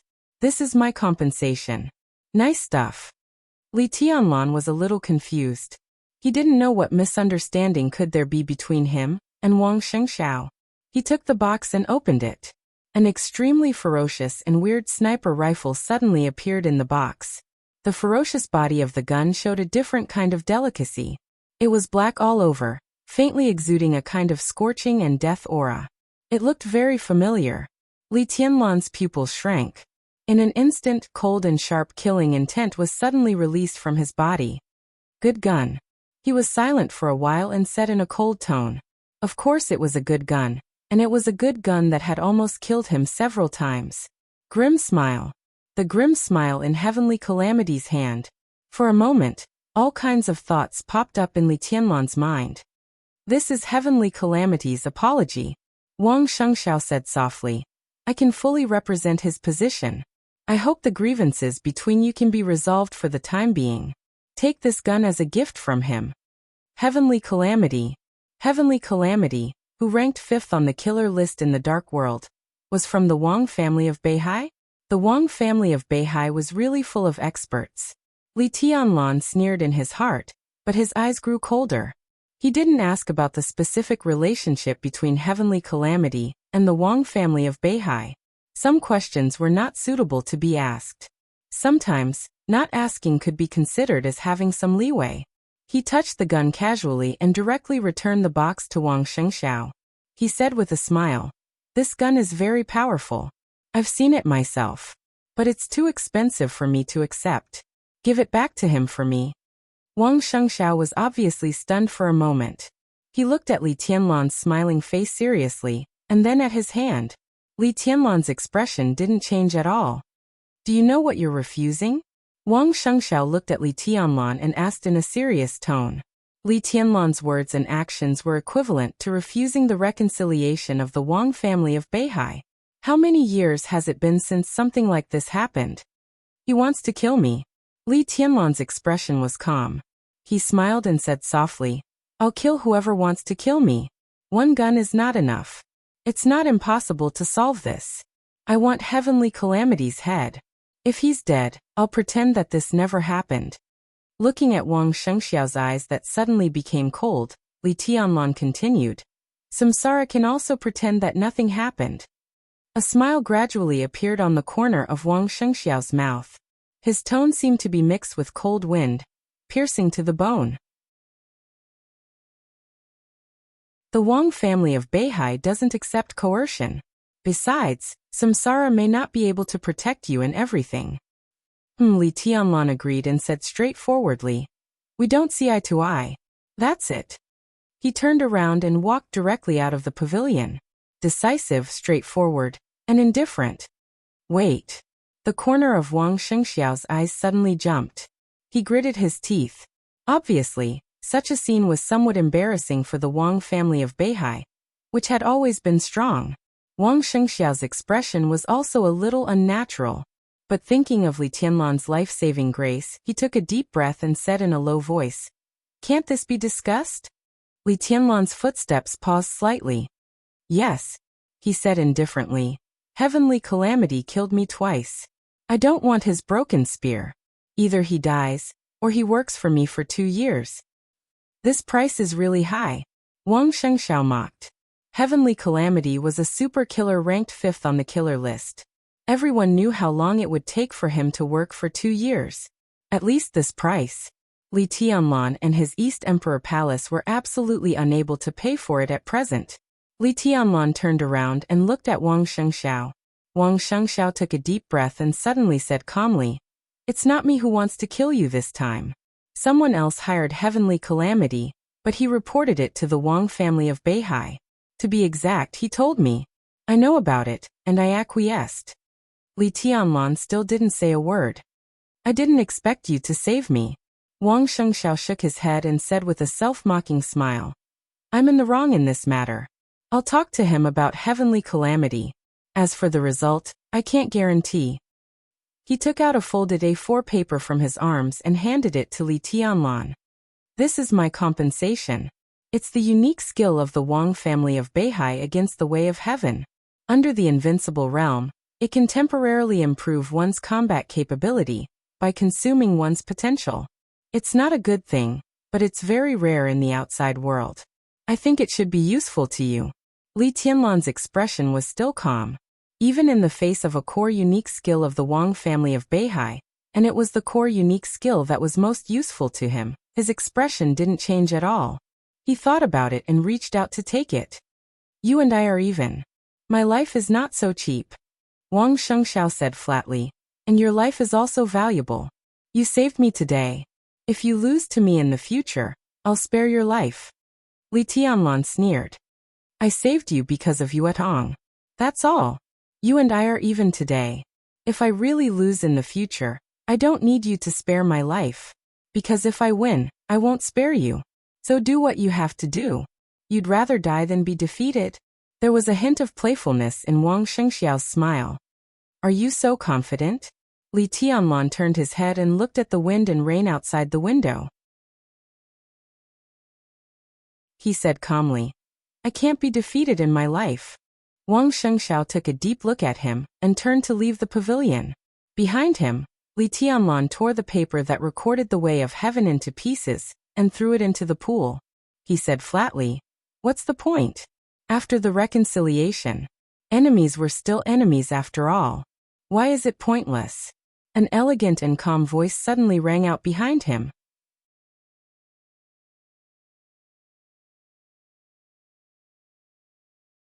Chapter 191. The voice was elegant and peaceful, passing through the hustle and bustle of the wind and rain, with a kind of charm that calmed all the chaos. The rainstorm cleared the pond, but it suddenly quieted down in the pavilion. The paper fragments that recorded the unique skills of the Wang family flew to every corner of the courtyard with the wind. Li Tianlan turned around calmly and looked at the figure that quietly appeared in the pavilion. He asked with slight confusion, "You are?" The man who appeared alone in front of Li Tianlan should be regarded as a young man, no more than 40 years old at most. He had very capable short hair and tight skin. His appearance was not particularly handsome, but he had a strong sense of firmness and toughness. Judging from his appearance, people would believe that he was in his 20s, but his eyes quietly revealed something else. It was a pair of eyes that was completely opposite to his temperament. They were gentle and soft, without any sharpness, but full of hardships. A very special man, and also a very contradictory man. Li Tianlan narrowed his eyes slightly, and looked at his slightly smiling face, remaining calm and collected. From the first time he saw him, Li Tianlan didn't know why he thought of Dongqing Wudi. They were vaguely similar but slightly different. Every move of the Zhongzhou state god of massacre carried a kind of soul-shaking killing intent, which was extremely sharp. In Li Tianlan's eyes, the marshal of the Dongqing clan was full of killing intent and majestic momentum. But his momentum was so strong that the higher he went, the narrower the pattern of martial arts became, so that there was no hope of entering the invincible realm. The man in front of him, not to mention military talent, could even be regarded as an upgraded version of Dongqing Wudi in martial arts. He was gentle and elegant. He sat there quietly, without any killing intent, but the whole courtyard was full of killing intent. His momentum was restrained, and the pattern was grand. There was a vague trend of entering the invincible realm. Since Li Tianlan entered the secular world, he had only seen this kind of extremely perfect and natural feeling in a few people. Excluding Wang Tianzong, who had entered the invincible realm, the first one was naturally Tribulation. Tribulation's martial arts path was unprecedented. After the completion of martial arts, he did not enter the invincible realm, so he could only rely on himself to continue to explore. The second one was Saint of Samsara. It was basically a matter of time for him to enter the invincible realm. The third one was the one in front of him. In terms of the perfection of martial arts momentum, he gave Li Tianlan the feeling that he was even slightly above Tribulation and Saint. An expert of the invincible realm? Li Tianlan's heart shook, but he looked calmer on the surface. A man dressed in casual clothes casually sat on the stone table. With a slight wave of his hand, a flame lit up and the tea on the table was instantly heated up. Did you have a guest before? And the boy from the Wang family of Beihai, you are a busy man now. Do you treat everyone who comes to see you like this? He narrowed his eyes and chuckled. Vigilant on guard, and ready to strike at any time? Sir is different from them. Li Tianlan stood where he was and said calmly, I don't think there's anything here that's worth the patronage of an invincible realm expert. The man with a gentle aura was obviously stunned. A trace of sadness flashed across his eyes, and then he smiled and said, I'm not an invincible realm expert. Li Tianlan was both embarrassed and confused. The consummation of martial arts was naturally his personal feeling, which was not authoritative. But the Li family, which had produced 9 generations of invincible realm experts, should not be wrong to have some feelings. Why? The man seemed to know what Li Tianlan was thinking. He shook his head and said calmly, I had a great chance to enter the invincible realm, but I was injured once, and my martial arts path was broken. He lowered his eyelids, and a trace of coldness flashed in his eyes. Li Tianlan nodded without too much curiosity. The injury could make a genius cut off his invincible realm path, and he knew there must be a lot of secrets. He looked at the man in front of him and asked again, Then you are? Gong Sunqi. The man's tone was indifferent and even elegant. Azure Dragon of Zhongzhou State. Li Tianlan raised his eyebrows in awe and even a little flattered. He was one of the 4 captains of the most powerful and mysterious terracotta army in Zhongzhou State, and he was also the first captain. He was currently recognized as the strongest expert under the invincible realm in the dark world. He was absolutely neutral, and did not interfere in anything inside Zhongzhou State. He was always fighting against the outside world. Outside the dark world, he was unknown, whether he was alive or dead. He was a real hero. Li Tianlan knew that Gong Sunqi was living in the club now, but he didn't think he could have any connection with this kind of person. One was absolutely neutral, and the other was entangled with gratitude and hatred. Their positions were not opposite, but they were diametrically opposite. The biggest connection between them was probably hidden in the same club. At least before just now. Li Tianlan had never thought that Gong Sunqi would specifically look for him. It was not logical at all. General Gongsun. Li Tianlan slightly relaxed his body and sat on the stone bench. But after calling him, he really didn't know what to say to the Azure Dragon hidden in the dark, so he just came straight to the point. General, what can I do for you? Back to the question just now. Gong Sun Chi sat in a very relaxed way and said with a smile, I came earlier, so I heard the latter part of your conversation with Wang Shengxiao. To be honest, I think he is very sincere. Why do you think it doesn't make sense? He paused, looked at Li Tianlan meaningfully, and said softly, Are you hostile to the Wang family of Beihai? Li Tianlan's heart skipped a beat, but his expression was still calm. Hostile to the Wang family of Beihai? Whether there was or not, it was not a topic that could be told to outsiders. He lowered his head. And it was not a matter of whether he was hostile to the Wang family of Beihai, but whether the Wang family of Beihai had the intention to kill him. This time, Wang Shengxiao could acquiesce that Heavenly Calamity accepted the task to kill him. What would happen next time? Such a reconciliation seemed to be sincere, but in fact, it was to stabilize him. In fact, it was of no use. The next time the Wang family of Beihai thought he deserved to die, they would not give in because of today's reconciliation. So when facing Wang Shengxiao just now, whether Li Tianlan compromised or was tough, he would not change the position of the Wang family of Beihai. General Gongsun, in fact, this question of yours is also meaningless. Li Tianlan finally opened his mouth, speaking in a very slow and cautious tone. It is meaningful. Gong Sun Chi looked at Li Tianlan, and a trace of paranoia flashed in his eyes, which had always been gentle and calm.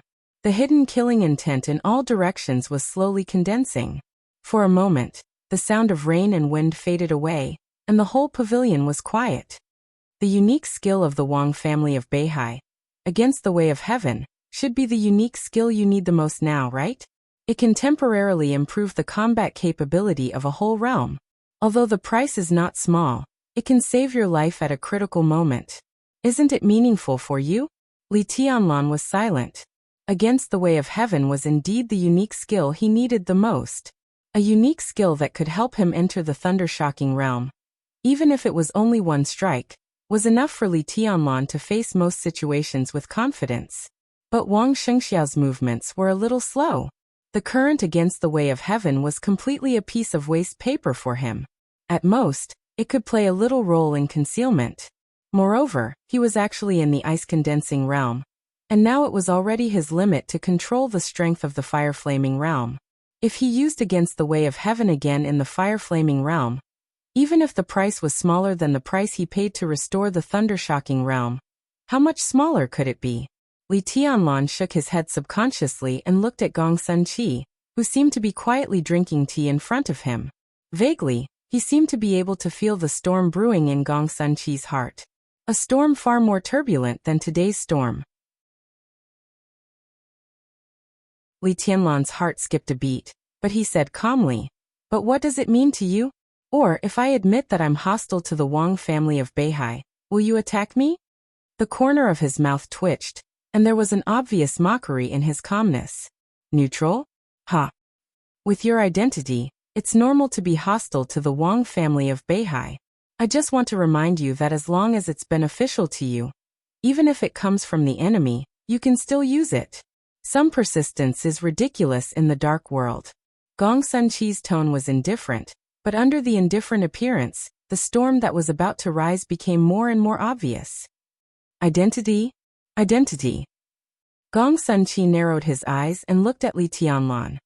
Your identity is obviously not a secret, at least in Zhongzhou State. After the battle between Gu Xingyun and the master of Samsara Palace, the speculation about you can basically be confirmed. The successor of the Li family, so now it's not the Wang family of Beihai who wants to kill you the most, but Kunlun City. But after Kunlun City, it's probably the Wang family of Beihai who wants to kill you the most. Boy, I'm afraid you won't have a good time in Zhongzhou State in the future. Li Tianlan's expression was calm. A fire was ignited in his hand, and the blazing light illuminated the already dim pavilion. The tea in the cup became warm again. Li Tianlan took a sip of tea and said expressionlessly, So?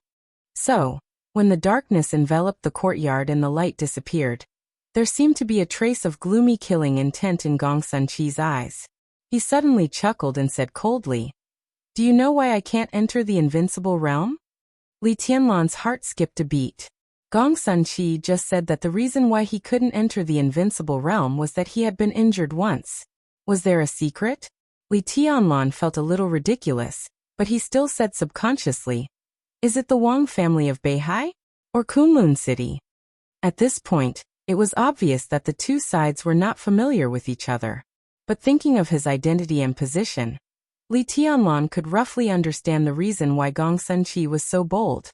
He smiled bitterly and instinctively didn't want to get involved in this matter. But he had to listen to Gong Sunqi's experience. Someone blocked Gong Sunqi's way. If he entered the invincible realm in the future, would someone also block his way? I don't know. Gong Sunqi's tone was indifferent, as if he was talking about something that had nothing to do with him. There was no anger, no resentment, only a kind of indifference without the slightest emotion. When I was trying to break through the invincible realm in the past, I was ambushed. My preparation in advance was useless, and the ambusher almost succeeded easily. I don't know who did it, but I know what it means for Zhongzhou State once I enter the invincible realm. Li Tianlan was speechless. What did it mean for Zhongzhou State if Gong Sunqi entered the invincible realm? Now Gong Sunqi was neutral, but once he entered the invincible realm, he was likely to become a neutral force. Pure neutrality had no stance, but did neutral forces also have no stance? For example, who could say that Sai City, which stood aloof from worldly affairs, had no stance? In the past, no matter which of the two forces blocked Gong Sunqi's way to the invincible realm, no matter what the original purpose was, the ultimate goal must be to facilitate them to better control the special warfare system of Zhongzhou State. From this perspective, such an approach was very similar to Kunlun City and the Wang family of Beihai's strong opposition to Samsara Palace's entry into Zhongzhou State in recent years, and the purpose was even more similar. Li Tianlan looked at Gong Sunqi in silence, as if deep in thought. "What do you think of Wang Shengxiao?" Gong Sunqi suddenly asked. "He deserves to be a young heavenly son." Li Tianlan seemed to be absent-minded and responded carelessly. Gong Sunqi nodded and said flatly, "I don't like him. Of course I don't like Gu Hanshan either." Li Tianlan nodded, took out a cigarette, lit it and said in a low voice, "I'm afraid General Gongsun doesn't have a say in the position of spirit tortoise, right? It's an internal affair of Zhongzhou State. It's also an internal affair of the Terracotta Army. If my words can't be used as a reference, what's the point of me being the captain, and the first captain at that?" Gong Sunqi looked at Li Tianlan with a smile. "You know this, which means you've been paying attention. I might as well tell you that Jiang Shangyu was seriously injured in East Island for some reason, and now he has secretly sneaked back to Zhongzhou State. He's out of the competition in advance this time. So, if you want Gu Hanshan and Wang Shengxiao to be out of the competition, the Battle of Changdao is a good opportunity. Li Tianlan, how about I find an opportunity to put you on the stage? Your realm is low, but your combat capability is good. The operation space is small, but it's not impossible." Hee. Li Tianlan took a drag on the cigarette and looked at Gong Sunqi with a faint smile. "Is this a deal?" Gong Sunqi used his influence to stop Gu Hanshan and Wang Shengxiao, and as a price he had to stand on the stage to compete with the two young heavenly sons and bear the attacks of the Wang family of Beihai and Kunlun City. As for the operation Gong Sunqi mentioned, Li Tianlan completely regarded it as nonsense. Gong Sunqi didn't like Gu Hanshan and Wang Shengxiao, and he might not like Li Tianlan. Putting Li Tianlan on the stage was just to attract fire. When everything was almost done, maybe Gong Sunqi would take out his real candidate. At this moment, Gong Sunqi was still calm, but Li Tianlan vaguely sensed a storm-like ambition. "If you say so, then so be it." Gong Sunqi chuckled and said meaningfully, "Li Tianlan, don't think too highly of neutrality. The Terracotta Army is indeed neutral, but such neutrality is required by the higher-ups, not something we are willing to keep silent about. This is the rule. Do you understand? As for some things outside the rule, as long as we don't go too far like Jiang Shan, the higher-ups won't care too much about it." In the night rain, his voice seemed to have an indescribable temptation.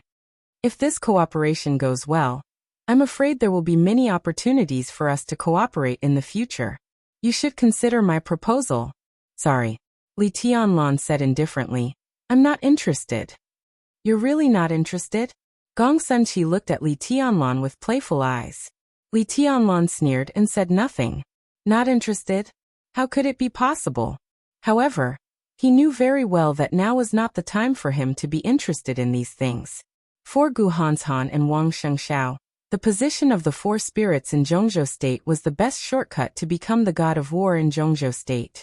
If he competed for this position with his own identity, even if his realm was low and his combat capability was low, it was enough to make the higher-ups consider it seriously, and even cause great vigilance and uneasiness of Kunlun City and the Wang family of Beihai, not to mention whether he could sit in this position or not.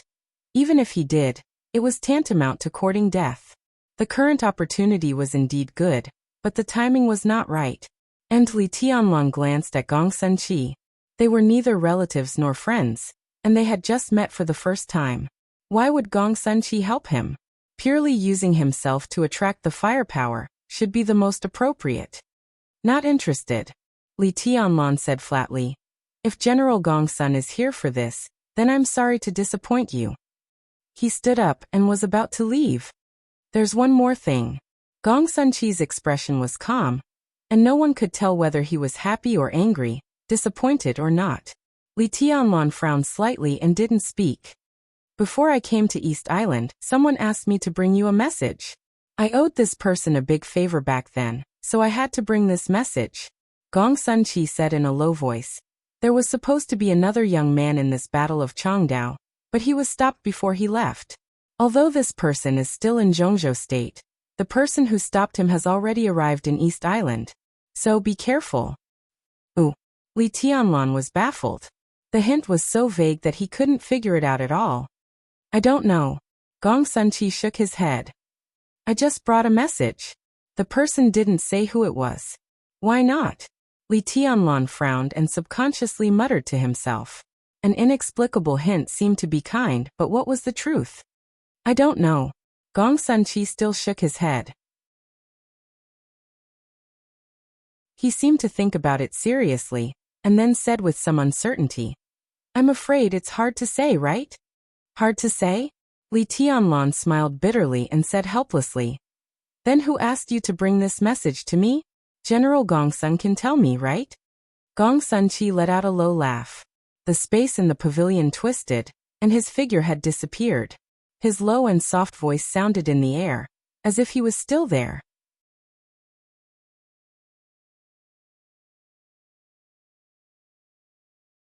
Chapter 192. A chapter of more than 7,000 words. The night grew darker and darker. Darkness spread between heaven and earth like dyed ink.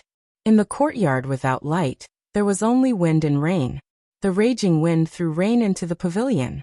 In front of the stone table in the center of the pavilion, Li Tianlan held a teacup in his hand and sat motionless. Gong Sunqi had been gone for a long time. The tea in front of him had long been cold, but the teacup in Li Tianlan's hand was still warm.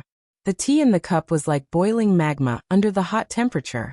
Steam filled the air and water splashed, but he didn't notice it. He just calmly thought about his own things. At this moment, Li Tianlan was different from the madness in the battle, or the gentleness in the normal state. When he was thinking seriously, he was like a statue. He looked lifeless and didn't upgrade at all, but he exuded an almost oppressive solemnity from the inside out. The master of Samsara Palace went straight to Mount Dibing, the final battle with Gu Xingyan on June 15th, the undercurrents between Zhongzhou State and East Island, the looming mysterious force in the dark, and Gong Sunqi's sudden visit today. Vaguely, for the first time, Li Tianlan felt that he seemed to have become a participant in the general trend. If Gong Sunqi didn't lie to him, then his identity had been completely exposed now. After returning from East Island, no, even from now on he would face the hostility from Kunlun City, the looming killing intent from the Wang family of Beihai, and the enemies that could be seen or not, who would suddenly jump out to attack him, or even give him a fatal blow before he had time to attack. What should the Li family do in the future? What should the East Emperor Palace do? Since he entered the secular world, it seemed to be the first time that he seriously thought about the future survival and the future situation. In the past, the superficial conflicts between him and Kunlun City were actually nothing. He killed Lu Xiuwei, offended Gu Yunxia, Yang Mengjiang's inexplicable disappearance, and even killed Gu Changjiang. As long as he could pay enough, these were all things that could be forgiven. But his identity, for Kunlun City and even the Wang family of Beihai, was a major event that could never be ignored. The crisis was imminent, and the looming danger kept stimulating his heart. Li Tianlan instinctively began to think about the situation he would face in the future. Seriously speaking, his current background was actually quite strong. Sai City would be the strongest support behind him. Ning Qianqing was still by his side, and Dongqing Rushi also appeared by his side. Therefore, at present, it seemed that the Dongqing clan was also trustworthy. At least for now, he didn't need to be on guard. The academics had been silent since the decisive battle on the 15th of June, and the request he made to Zhuang Huayang was not met with any difficulties. Most importantly, the chief of the academics had brought Li Wangxing out from the border, which in itself was a kind of support. Although the East Emperor Palace was now a newly established institution, Li Tianlan's military exploits alone were already prominent enough during the trip to East Island. After returning to Zhongzhou State, it was almost certain that the level of the East Emperor Palace would be adjusted upward. This was the most obvious amulet. How effective it could be depended entirely on how much the East Emperor Palace would be upgraded. That was all he had at the moment. As for the Samsara Palace, Li Tianlan could already more and more clearly perceive what the Samsara Palace was secretly planning. His identity was exposed at such an inopportune time. To some extent, it should be the result of making way for the Samsara Palace's plan. Li Tianlan would not resent or blame it. It could be seen that after seeing dawn, out of some premonition, Li Tianlan no longer regarded the Samsara Palace as his own resource. He had a vague feeling that this largest resource might not be of any help to him for a long time in the future. But the support that Sai City, the Dongqing clan, and the academics had tilted to him was enough. The only thing that made Li Tianlan uneasy was that his enemies were also beyond imagination. Not only Kunlun City, but also the Wang family of Beihai. Not to mention how many ferocious fangs were hidden behind his father's treason war. The families of the 120,000 troops who died at the border with his father's treason in that war were a force that made people's scalp numb 20 years later. Li Tianlan was expressionless. It was expected that the road ahead would be difficult, but the thorny situation still gave him a headache. After all, his identity was exposed too early. If he could have another 2 or 3 years, his eyes inadvertently swept a few teacups on the stone table, and he subconsciously shook his head. This was a gift from the Samsara Palace to him, and it could even be said to be the greatest help. A favor from nearly 1,000 special warfare elites of Zhongzhou State. In recent days, Li Tianlan would spare time to meet guests every day. Before the arrival of Wang Shengxiao and Gong Sunqi today, Li Tianlan chatted with several special warfare elites who owed him for saving their lives. However, how to use a favor was actually very subtle. Li Tianlan would not be so naive as to think that they really owed him their lives because he saved them. It was a matter of survival. Under the covetous eyes of Kunlun City and the Wang family of Beihai, it would be enough for him to be satisfied if 1/10 of these nearly 1,000 people would help him at the right time. In the following time, how to carefully weave this hard-won network map had almost become the primary problem that he needed to consider. Survival, development, and rise. These 3 words were almost the future path of the East Emperor Palace. The wind and rain outside the pavilion were more and more deafening. Li Tianlan's eyes gradually became firm, and his heart was dead silent. In the dark villa in front of the pavilion, the lights in the hall lit up for a moment, and then fell silent again. Li Tianlan suddenly came to his senses, and got up in the pavilion full of cold night. His figure flickered slightly, and after changing places with his shadow, he had already appeared in front of the villa. The silence of all the members of the East Emperor Palace in recent days was what made Li Tianlan most gratified. His identity was exposed so naturally, he could not hide it from Li Beitian and Ning Qianqing. Li Beitian made a lot of noise, but then he also became silent. Li Tianlan knew the consequences of his identity being exposed. How could Li Beitian and others not know? But what warmed his heart was that no one at present said that they wanted to quit the East Emperor Palace. especially Li Beitian and Yi Huayu. Both of them came from Mount Shu, which had nothing to do with Li Tianlan.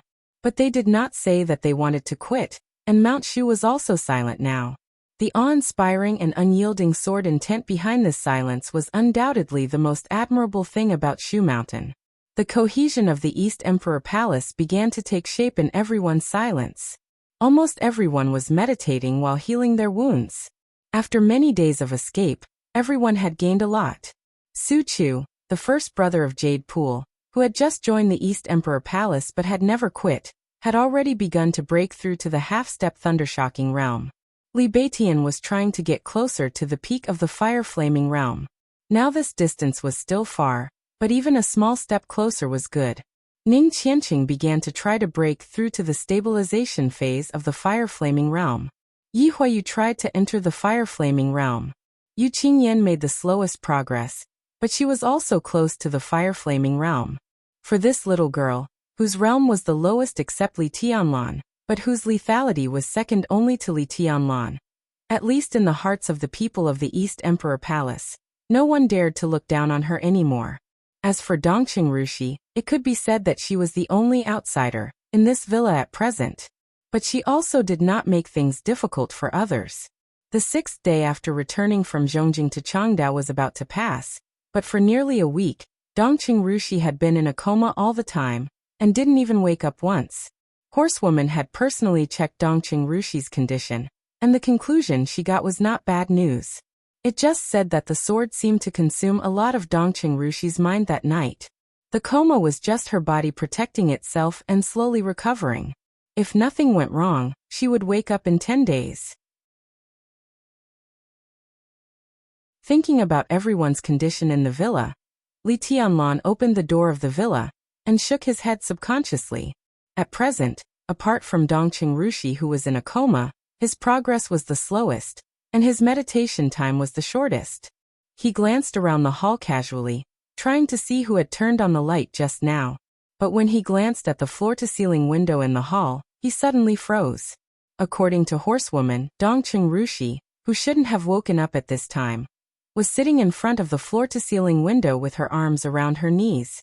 She leaned against the armrest of the sofa and tilted her head to look at the wind and rain outside the window. She didn't seem to notice Li Tianlan coming in at all. She just sat there quietly, motionless. Her slightly messy long hair was casually draped behind her head, and she was wearing white pajamas. The light in the hall was dim, so Li Tianlan couldn't see her face clearly. At this moment, Dongqing Rushi just sat there, but she was quiet like a ghost that would disappear at any time. Li Tianlan felt something was wrong. For this fiancé who could naturally treat him as her fiancé, Li Tianlan had a very strange feeling in his heart. He couldn't tell whether he liked or disliked her. It was an indescribable feeling. Emotionally, he felt that he should get closer to her, but rationally, he felt that he should stay away from her. At least until now, he hadn't figured out how to face his fiancée, who didn't seem to resist the engagement at all. Li Tianlan felt a little helpless. He casually turned on the small light on the ceiling. The dim and soft light shone down from above, and the whole hall was misty. Dongqing Rushi was still motionless, as if the wind and rain outside the window had become the thing that attracted her most. Li Tianlan instinctively felt that something was wrong, but he couldn't tell what was wrong. He subconsciously frowned and asked, "What's wrong with you?" "Nothing." A very ethereal and sweet voice sounded, but with a very obvious trace of indifference. "I slept for too long, so I came out to get some air." Li Tianlan was stunned for a moment. At this moment he finally realized what was wrong. The Dongqing Rushi in front of him, compared with the first time he saw her in Zhongjing, was like a completely different person. She still looked the same, but her temperament changed. Elegant, melancholy, and extreme indifference. It was a kind of indifference towards everything in the world, without the slightest bit of emotion, whether it was towards others or herself. Li Tianlan suddenly remembered in the villa of the Dongqing clan. In Dongqing Rushi's room where he lived, the light gray walls that seemed to always have a gloomy and cold texture. He was in a trance, and once again remembered the first time he saw her in Zhongjing a few days ago. She was also elegant and incomparable. but the indifferent and melancholy Dongqing Rushi in front of him, and the pure and clear Dongqing Rushi that night. Which one was the real her? Li Tianlan frowned again, and for a moment, he had a feeling that he didn't know what to do. Are you not feeling well? Dongqing Rushi didn't move and said blandly, is it my attitude that made you angry? I can apologize. Cold and indifferent. She seemed to be expressing her apology, but every word that came out of her mouth caused the distance between them to grow further and further apart. That night, the girl who raised her dirty little face and took the initiative to ask him to hug her seemed to have quietly died in this stormy night, without leaving a trace. Li Tianlan felt a little sad and sorry, but he didn't know why he felt sad and sorry. No, he said calmly. Lying. Dongqing Rushi finally looked back. In the soft and dim light, her beautiful but pale little face was expressionless, and her eyes were like cold stars staring straight into Li Tianlan's eyes. As the light flowed, her eyes were still clear, but with a strong coldness that couldn't be melted. Li Tianlan shook his head, suppressed all kinds of thoughts in his mind and said, Are you hungry? You've been in a coma for a few days. Do you want to eat something? Can you cook? Dongqing Rushi raised her delicate eyebrows and asked. I can't. Li Tianlan shook his head. But there's food in the fridge. You can make do with it. Dongqing Rushi curled her lips, and this time there seemed to be a trace of obvious mockery in her cold eyes. I thought you were the kind of man who was good at making women happy, but you can't even cook. I really don't know what Qin Weibai likes about you. Li Tianlan inexplicably felt a surge of anger in his heart, and he couldn't help but retort. I thought you were really a very pure and even cute little girl. Little girl?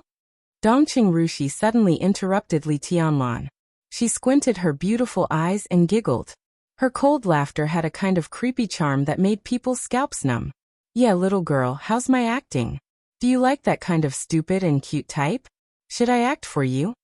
Li Tianlan calmed down, and he suddenly smiled and said, No need. Nodding, he turned around and planned to go upstairs directly. He still didn't hate Dongqing Rushi, but he instinctively wanted to stay away from a woman he couldn't see through. What do you think of Rushi? Dongqing Rushi suddenly spoke behind him. She took a step forward and reached out to grab Li Tianlan's arm. The question was a little strange, but the moment their bodies touched, Li Tianlan's body stiffened, but he didn't think much about it.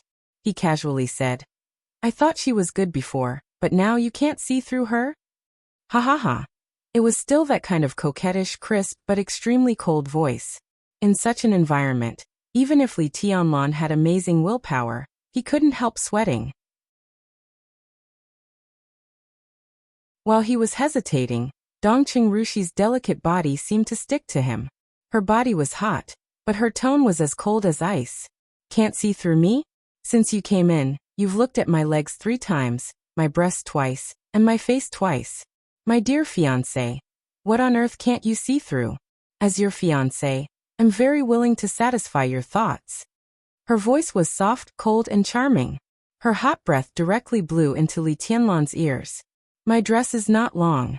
Can you see through me if I lift it up for you to see through me? She was almost biting Li Tianlan's ear while talking. One of her hands held Li Tianlan's palm and slid down. She actually lifted her white nightdress by a few centimeters. His fingers touched her amazingly soft thighs. Li Tianlan's body suddenly shook. He subconsciously took a few steps forward, turned around, and looked at Dongqing Rushi calmly. What? Don't you like it? Dongqing Rushi looked at Li Tianlan provocatively, or teased him. I'm still a virgin. As a fiancé, isn't it normal to serve my future man? The atmosphere became more and more strange.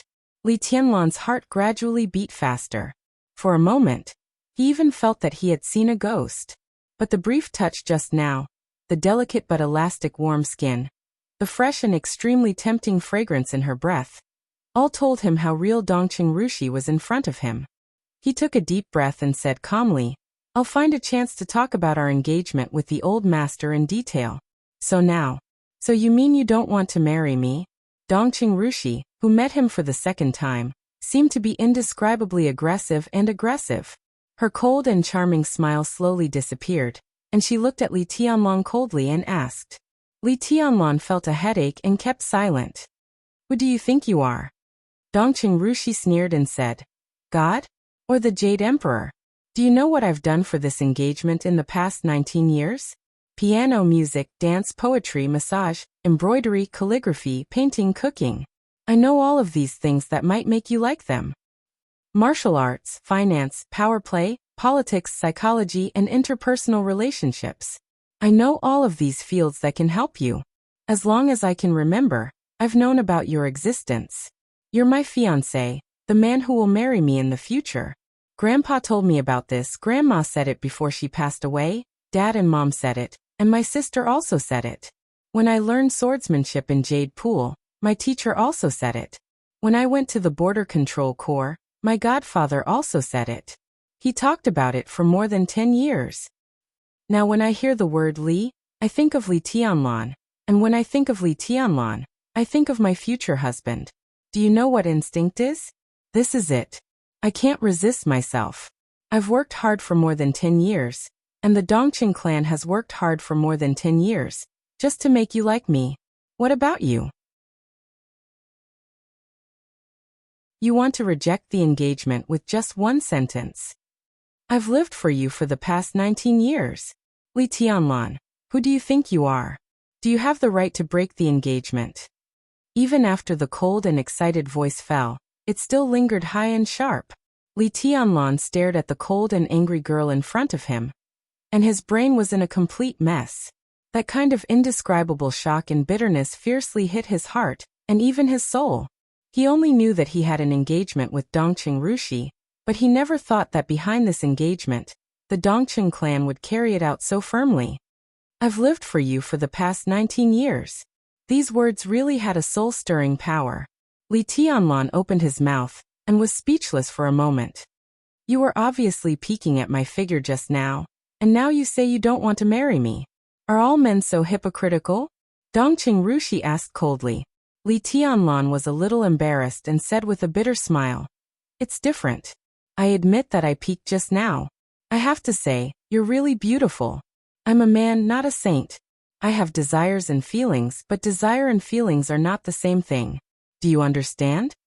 Dongqing Rushi bit her lip and looked at Li Tianlan. Her eyes seemed to be a little wronged, but they looked colder and more stubborn. So what do you want to say? Are you going to tell me that you just want to play with me, but you don't plan to marry me? For some reason, Li Tianlan hesitated for a moment, and then nodded his head. This action was so obscene, yet so honest. Dongqing Rushi was really beautiful. No one would not be tempted by such a pure and beautiful woman. Li Tianlan didn't know what he was thinking, but when he thought that she was his fiancée, he couldn't control his desire. He did want to possess this rare purity and beauty. Maybe it was the dark side of his heart. But when it came to marriage, he had never thought about it. The bride of his dream was in Huating, in Samsara Palace, not in the Dongqing clan. Saying this might make people despise him, but at least for a second, he really thought so in his heart. You really are a bastard. Dongqing Rushi's body trembled slightly. She sneered, but her eyes stared at Li Tianlan without blinking. Even if I can accept your dirty idea for the Dongqing clan, how can you let her accept it? Who? Li Tianlan's mind was completely messed up. Who else can it be? Of course it's that stupid and cute little fool, Dongqing Rushi. Dongqing Rushi sneered. Everything in front of him was spinning. Li Tianlan's body shook, and he couldn't even stand stably. He looked at the woman in front of him, stunned. After a long silence, he slowly said, Dongqing Rushi? Then who are you? Where is Dongqing Rushi? In front of him, Dongqing Rushi took a deep breath and said coldly, I'm also your fiancé. I'm Dongqing Yueshan. As for Rushi, she pointed to her head and smiled weirdly. She needs to rest. For a moment, Li Tianlan vaguely understood something, but there were still many things he didn't understand. He subconsciously lit a cigarette, and the smoke unconsciously blew to Dongqing Yueshan's face in front of him. Split personality, Li Tianlan tentatively said. Are you the other half of Rushi's personality? I should say that Rushi is my other half. Dongqing Yueshan looked cold and proud. Li Tianlan smiled bitterly and took a big drag on his cigarette, silent. Dongqing Rushi had a split personality. Obviously, her main personality was the dominant one, and the Dongqing Yuetian in front of him was the secondary personality. Although she had a strong sense of autonomy, if the secondary personality was the dominant one, Li Beitian and the others couldn't have missed it after days of hunting. Obviously, the Dongqing Yuetian in front of him was silent most of the time, and the worst thing was that Dongqing Rushi obviously didn't know it. Li Tianlan smoked, and was about to speak when the phone suddenly rang. Dongqing Yuetian was stunned. She turned around and took out her phone from the tea table. "It's my grandpa," she said softly. She looked at the time, then looked at Li Tianlan. She handed over the phone and said, "At this time if you answer it, Grandpa will be very happy." Li Tianlan's mouth twitched, and he subconsciously shook his head. Dongqing Yuetian looked at Li Tianlan with a complicated look, then picked up the phone and said softly, "Grandpa, I'm Yuetian." There seemed to be silence on the phone for a while.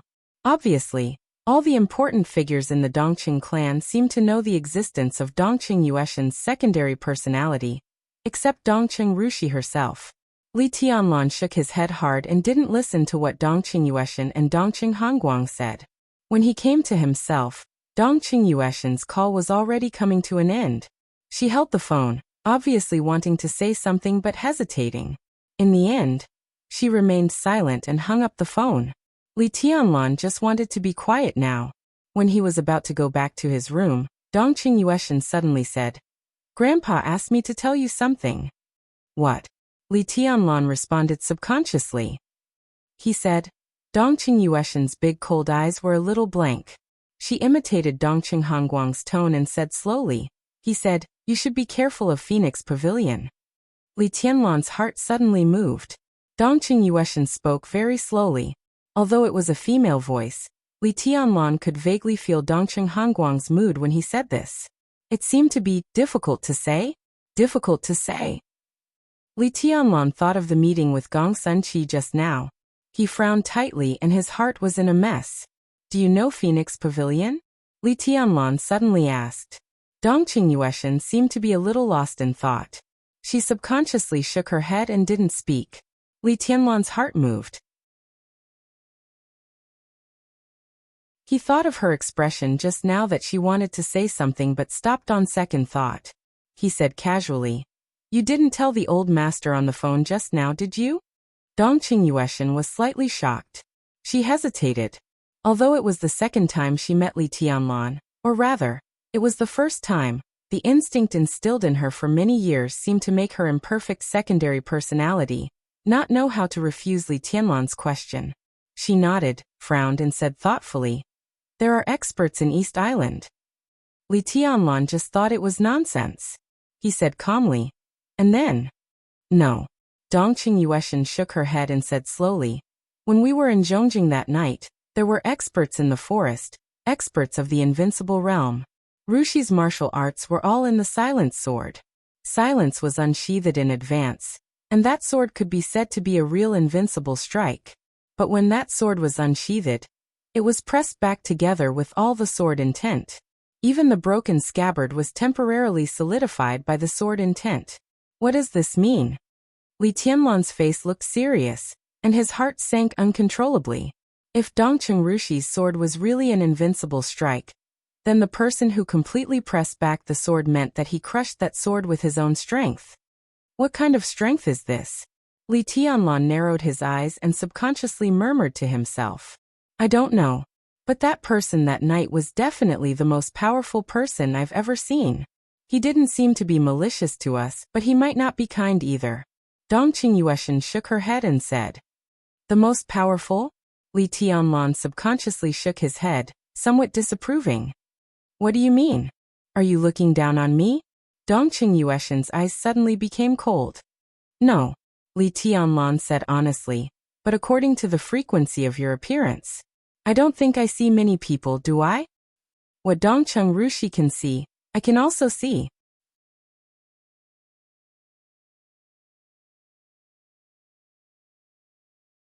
Chapter 193. July 1st. The undercurrent that had been brewing for many days finally broke out in East Island.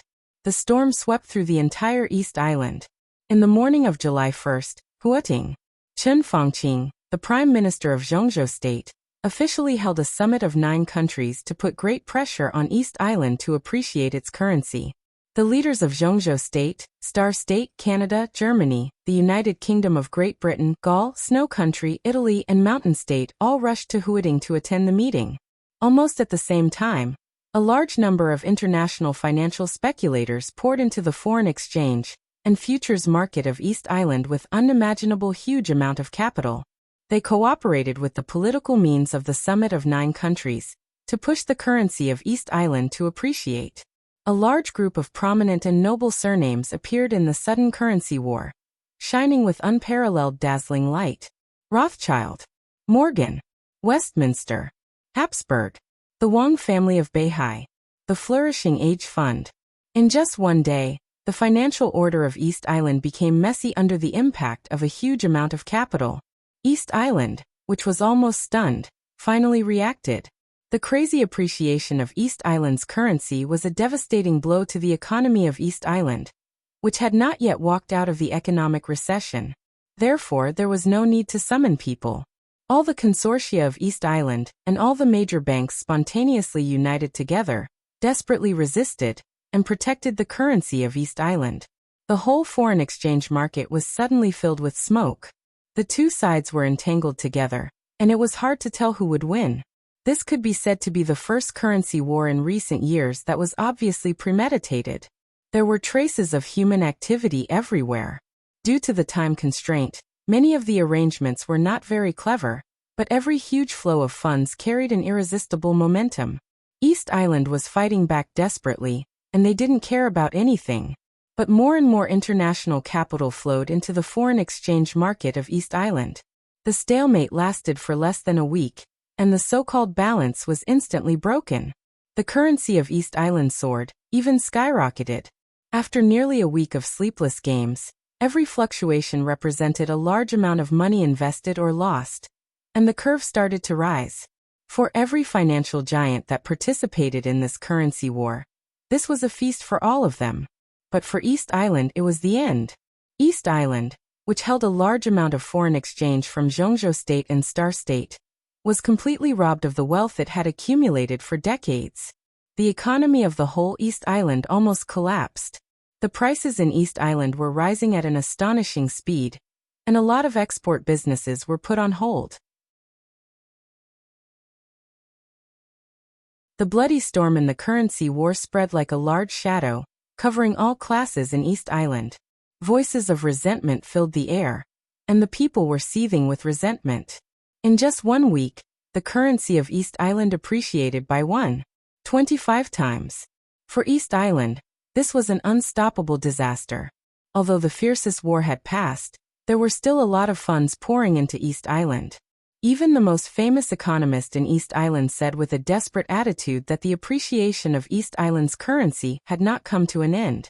They expected that the currency of East Island would slow down when it appreciated by 2 times, and the final peak should reach about 2.5 times.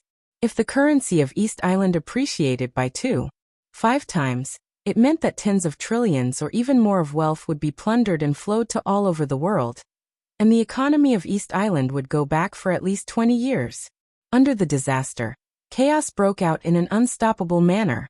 In just half a month, countless companies and groups in East Island declared bankruptcy, and people lost their jobs every day. There were crowds in front of official institutions, and the crime rate soared. The financial groups kept putting pressure on the government while contributing money and manpower. A lot of officials fell from power for various reasons, and a lot of civilians went bankrupt overnight. The chaos was like a storm, spreading to all classes, getting worse and worse, and getting out of control. East Island, which was peaceful a few months ago, seemed to be on the verge of completely losing control. Everyone was in a terrible predicament. As the leader of the Special Warfare System of East Island, Shinichi Miyamoto felt especially stressed. The chaos of the Special Warfare System, the collapse of the currency order, and everything was interconnected. The future of East Island was dark. As the only superior of the invincible realm in East Island, Shinichi Miyamoto was facing considerable pressure almost every second.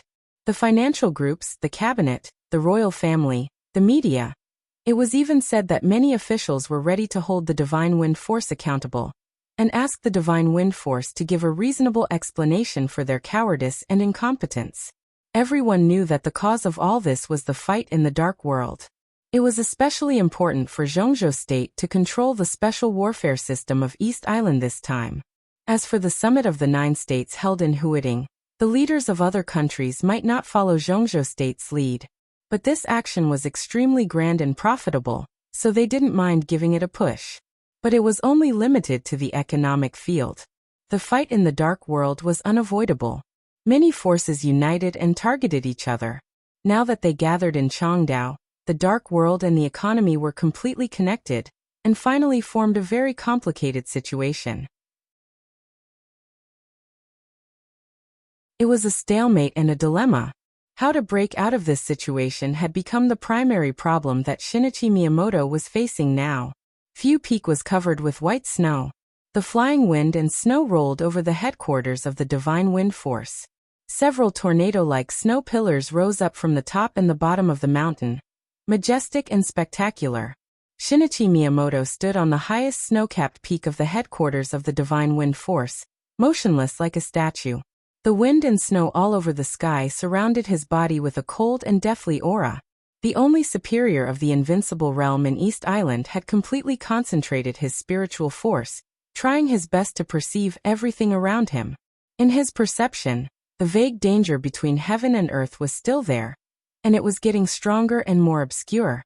He couldn't detect the trace of the other party. Only a faint but extremely sharp killing intent came through the wind and snow from all directions, as sharp as a knife. Shinichi Miyamoto frowned subconsciously. The snow covering him fell off one by one. He took a deep breath, and there was a trace of coldness and anger in his deep eyes. Over the past half a month, he had received countless calls. Some were from the office of the Prime Minister, some were from the royal family, and some were from various consortiums. On the phone, the tone of the other party was different. Some were calm, some were tough, and some were respectful. But the meaning was exactly the same.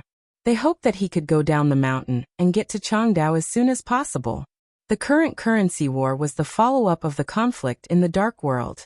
All the dark superpowers entered Changdao at the same time. To some extent, it was a declaration of force. And the currency war was a way for all the dark superpowers to force Changdao to compromise. For decades, this was the crisis that East Island had never encountered. The intensity of this game was far beyond everyone's expectation. Shinichi Miyamoto couldn't imagine what would happen if East Island lost this game. In the current situation, the failure of the currency war seemed to be a matter of time. At least the possibility of winning had become infinitesimally small.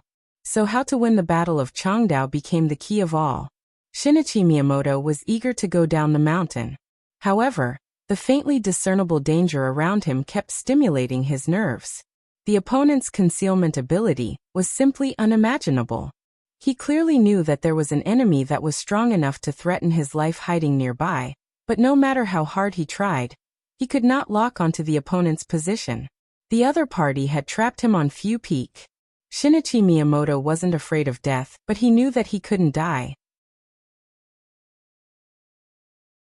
Once he died, even if he was seriously injured, the situation that could still be maintained might completely collapse, and then everything would be irreversible. The wind and snow were blowing harder.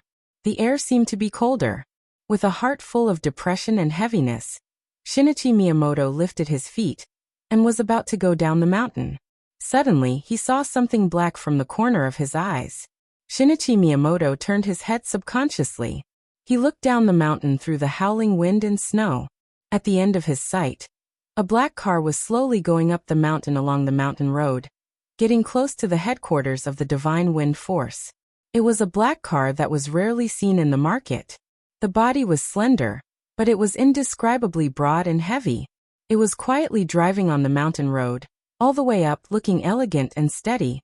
Shinichi Miyamoto moved the corner of his mouth as if he wanted to laugh, but his eyes were bitter. That was a car that belonged to the royal family. He quickened his pace and quickly went down the mountain. The black car went up. Shinichi Miyamoto went down. They arrived at the gate of the headquarters of the Divine Wind Force almost at the same time.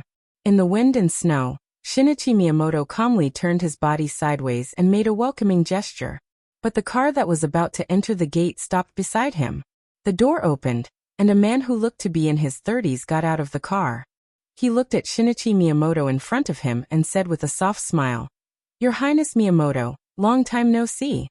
The man was a little short, about 1.7 meters, but his smile was very friendly.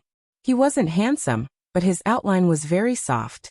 Standing in the wind and snow, he smiled warmly, and his whole body gave people a sense of closeness like a spring breeze. Shinichi Miyamoto was alert inside, but he still looked calm.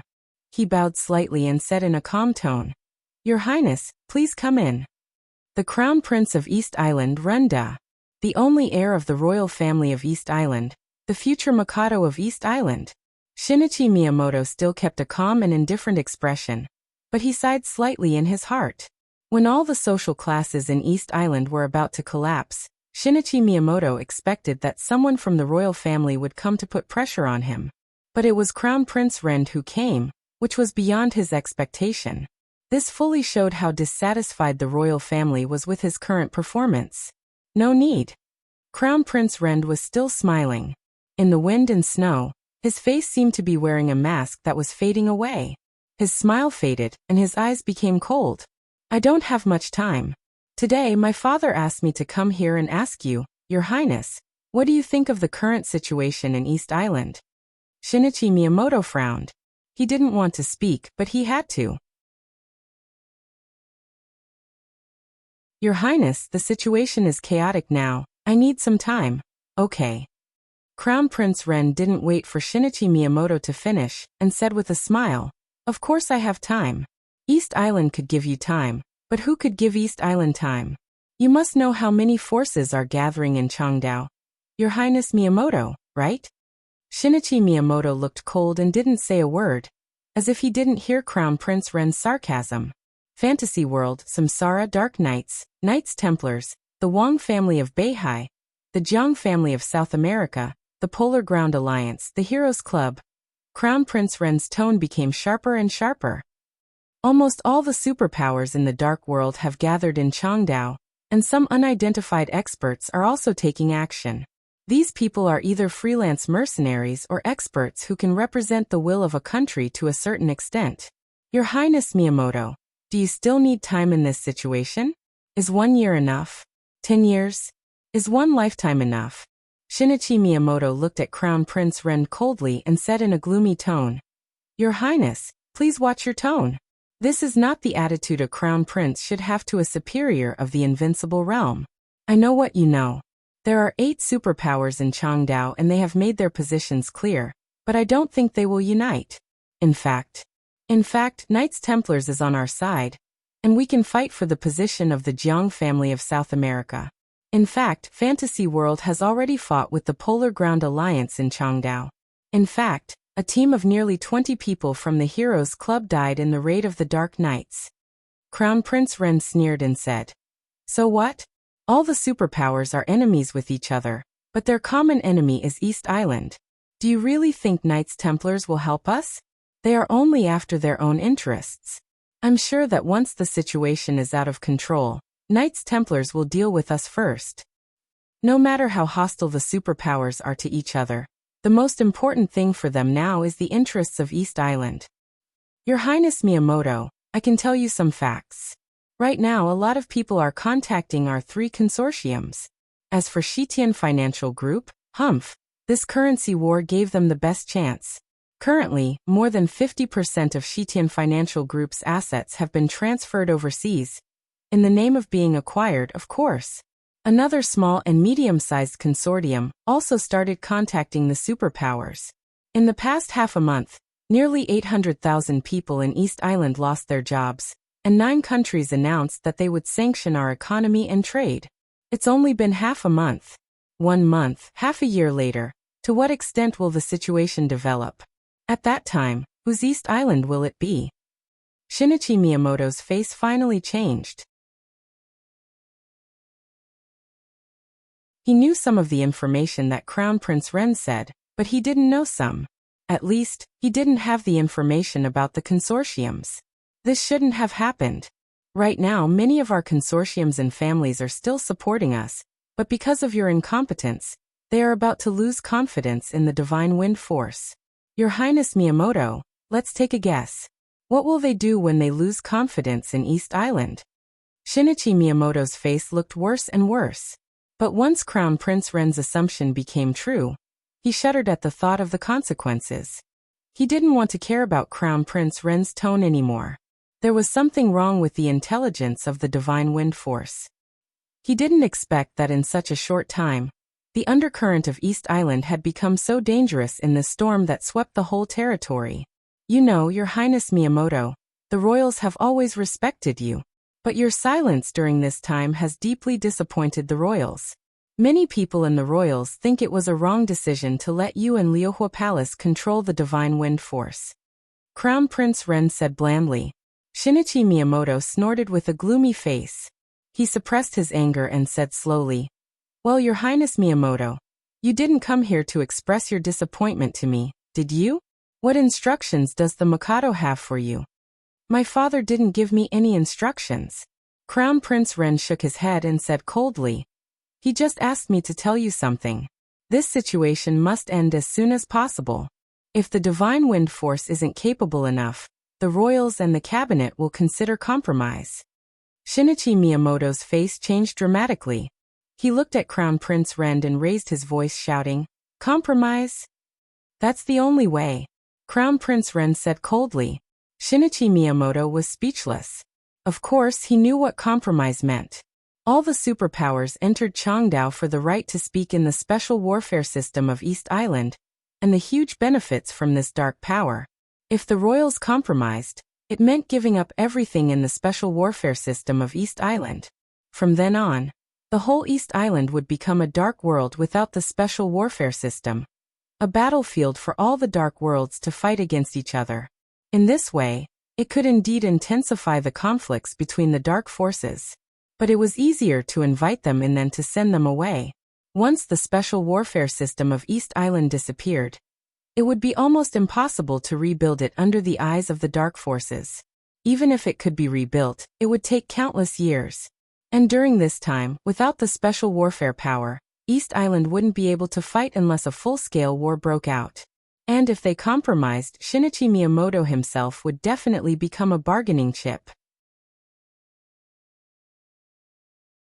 The superiors of the invincible realm were indeed important, but in front of the general trend, they were just non-entities. "We can't compromise." Shinichi Miyamoto gritted his teeth and said coldly, "The consequences of compromise are really serious." Crown Prince Ren said calmly, "But the consequences of not compromise are more serious. The special warfare system will be destroyed, the economy of East Island will collapse, all the consortiums will betray East Island, and foreign funds will control the will of East Island and run amok. At least for now, we can't afford the consequences, can we? It's better to negotiate with them and compromise. Then at least we can control something that belongs to us." Shinichi Miyamoto took a deep breath and said coldly, "Even if we compromise, who do you want to talk to? The Summit of 9 Nations. Is it?"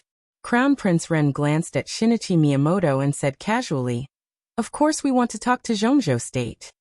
Shinichi Miyamoto kept silent, but he gradually understood the plan of the royals. A large number of elite superiors of East Island and 2 superiors of the invincible realm were trapped in Zhongzhou State. If the royals compromised, those people would naturally become bargaining chips. After East Island compromised, the special warfare system would be annexed by Zhongzhou State, and its economy would suffer a heavy blow, but it could barely stabilize itself. Most importantly, if East Island gave up on these, it could bring all the superiors trapped in Zhongzhou State back to East Island. By then, Liuhua Palace might become the sacrifice of compromise, but Jifeng Sword Reigning School and Wuji Palace would still exist, and there was still a glimmer of hope to take back the special warfare system of East Island in the future. This process might take decades, but for the current East Island, as long as there was hope, it was good. And these decades would also be conducive to Zhongzhou State's continued expansion in the dark world, and maintaining its position as the world overlord. More importantly, Kunlun City. If Zhongzhou State occupied the special warfare system of East Island, the power of Kunlun City would definitely be the most important. And there might be something that could not be negotiated between East Island and Gu Xingyun. Before Li Guangtu, the superior of the invincible realm in Zhongzhou State, committed treason, Gu Xingyun and East Island had a negotiation. After that war, didn't it lead to more than a decade of peace and stability? Until this moment, Shinichi Miyamoto suddenly realized that if East Island persisted, it would be a bottomless abyss ahead of them. But if they retreated, there would be leeway everywhere. Of course, it would be best if they could win. But if they couldn't, compromise was the best way to deal with the worst situation. And the price, specifically for individuals, was Shinichi Miyamoto's own life and the survival of Liuhua Palace. Shinichi Miyamoto's heart kept sinking. The cold wind and snow on few peaks seemed to penetrate his body, chilling him to the bone. But his eyes gradually became determined. 7 days. After a short silence, Shinichi Miyamoto finally opened his mouth. His body gradually straightened up in the wind and snow, and the extremely sharp killing intent instantly spread out. The wind and snow between heaven and earth suddenly began to gather around his body. Shinichi Miyamoto stood where he was, but his body was like an indomitable spirit, with a kind of indifference that looked down on the world. Tell His Majesty the Mikado that I will solve everything in Changdao within 7 days. He paused and then continued. East Island will never compromise. Under such a momentum, Crown Prince Rend, who was aggressive just now, seemed to be a little inferior. He took a deep look at Shinichi Miyamoto, nodded and said, 7 days? I will tell my father. Besides, I will go to Changdao with Your Highness. Your Highness, are you going to join the war too? Shinichi Miyamoto's tone was still indifferent. Of course. Crown Prince Ren said calmly. If we can fight, who will compromise? This war concerns the fate of East Island, as well as our life and death. He bowed deeply to Shinichi Miyamoto and said respectfully, Your Highness Miyamoto, please take care of me. Take care of each other. Crown Prince Ren nodded, turned around, got in the car and left. Shinichi Miyamoto still stood where he was in the wind and snow. He didn't turn around until the black car left his sight. He said flatly, Come out. I've made up my mind.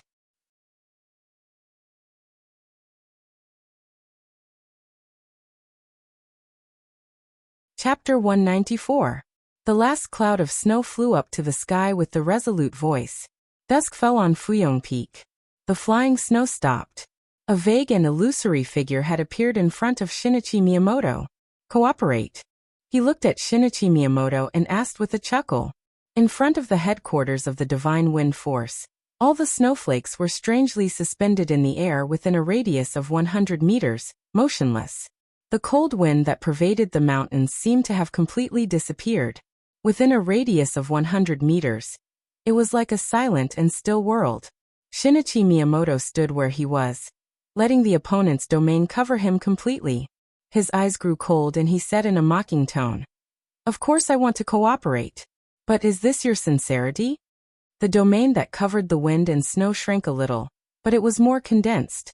The shadow in front of Shinichi Miyamoto was almost invisible in the night. It was vague and sometimes visible, but it carried a sharp killing intent. Facing Shinichi Miyamoto's mockery, the illusory shadow smiled and said softly, Your Mikado is very bold, and so is His Highness Miyamoto. But I'm not. In the territory of the Divine Wind Force, it's always good to be cautious, isn't it? A cold light flashed in Shinichi Miyamoto's eyes. He said blandly, You heard my conversation with Crown Prince Rend. Yes. In 7 days you have to completely solve everything in East Island. With all due respect, it's almost impossible for you to do it according to the current situation. It's impossible for you to fight against the general trend that can crush a country on your own. The Black Shadow's tone was cold. Shinichi Miyamoto was not angry. He just stood there quietly and thought for a while. Then he said blandly, What if we cooperate? It's the general trend. No one can do anything about it. The most we can do is reduce the loss. The Black Shadow's body became clearer in the still domain.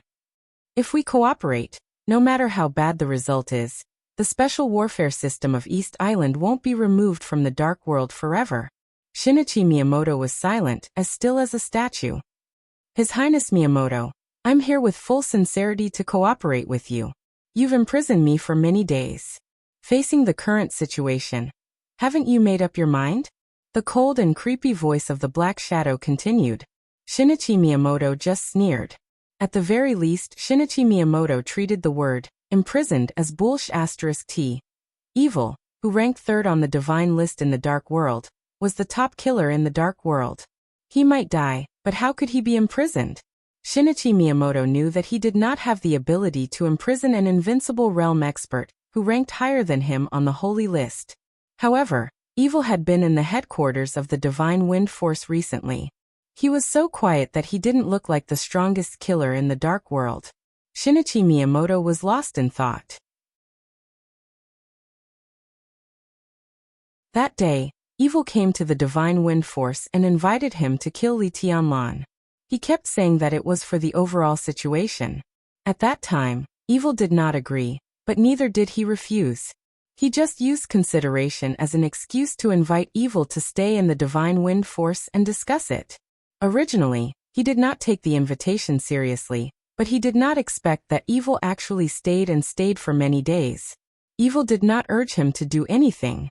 Until today, when he had no choice, Evil appeared in front of him calmly. It was as if the other party had already predicted that he would encounter today's situation. Shinichi Miyamoto's heart skipped a beat. He suddenly said, "When you invited me to kill Li Tianlan, who's your employer?" Evil's figure became illusory again. He was standing in front of Shinichi Miyamoto, but his whole body seemed to be wrapped in mist. No one could see his face or figure clearly. Although His Highness Miyamoto is a ninja, don't tell me that you don't even know the basic rules of a killer? The most basic rule of a killer was not to expose any information about the employer. Shinichi Miyamoto was calm and collected. He had gradually figured out some things, and he was more confident in his heart. Now he needed to cooperate with Evil. Evil also needed his help. Otherwise, with his strength, he could kill Li Tianlan. No matter how powerful Li Tianlan was, he would have died hundreds of times. Besides, the commission alone cost him hundreds of millions. It was not difficult to find Li Tianlan's whereabouts in East Island, and Evil would never lack opportunities to kill Li Tianlan. As for the revenge of Samsara after Li Tianlan's death, it would indeed make Evil worry. But if he was really afraid, he wouldn't have accepted the deal. Shinichi Miyamoto became calmer and calmer. He was almost sure that the reason why Evil was still here was that he had something that Evil needed. "What do you want?" Shinichi Miyamoto asked in a low voice. He didn't ask what Evil could give him.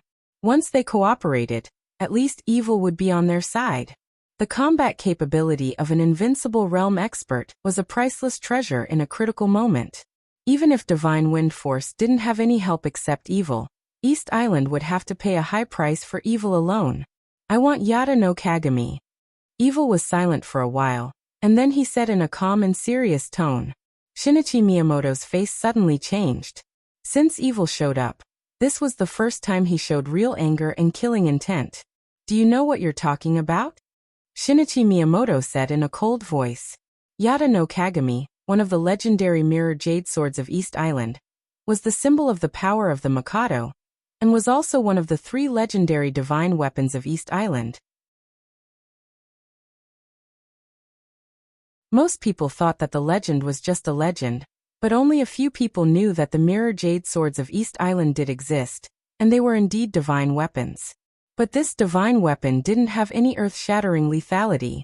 To some extent, the 3 divine weapons were even more fragile than the most common porcelain. But the existence of the 3 divine weapons was really related to the fate of the country. Fate seemed mysterious, but it was fixed since ancient times. Fate, destiny, and fixed number. In that unknown or barely understood field, there was a hidden power that everyone was in awe of. It didn't seem to exist, but it was everywhere. And the 3 divine weapons of East Island stored the fate of the country of East Island. The 3 divine weapons symbolized the power of the royals.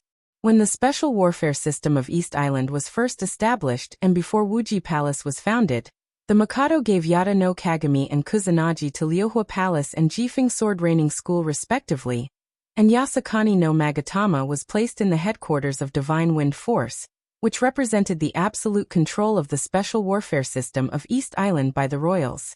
After the establishment of Wuji Palace, the Mikado gave Yasakani no Magatama to Tianhai Wuji. Now the 3 divine weapons belonged to the 3 major schools, which regarded them as their lives. The royals didn't seem to have any real power in recent years, but the special warfare system was the most fundamental thing of the royals. That was why Shinichi Miyamoto lost his composure when he learned that the royals were going to use the special warfare system as a bargaining chip. It could be seen how miserable the Mikado was when he made this decision. But even if it was a compromise, even if the Mikado gave up Lyohua Palace and the special warfare system temporarily, he couldn't give up Yada no Kagami, the divine weapon that controlled the fate of the country. Evil asked for Yada no Kagami, which was crazy. Shinichi Miyamoto heaved a sigh of relief. Vaguely, he seemed to see a black hand taking advantage of the situation. In the chaotic situation, the black hand directly reached into the most inviolable area of East Island through evil. Black Hand, this code name Black Hand. Shinichi Miyamoto's body shook violently. He suddenly guessed who Evil's employer was. In the whole dark world, there was only one family that was most obsessed with fate. The Jiang family of South America. The behemoth that almost dominated Zhongzhou state. Shinichi Miyamoto suppressed his intense emotions and said coldly, "This is not something I can decide. But you should know very well that we can't give you Yada no Kagami no matter what." Evil was silent for a while, and his tone became solemn.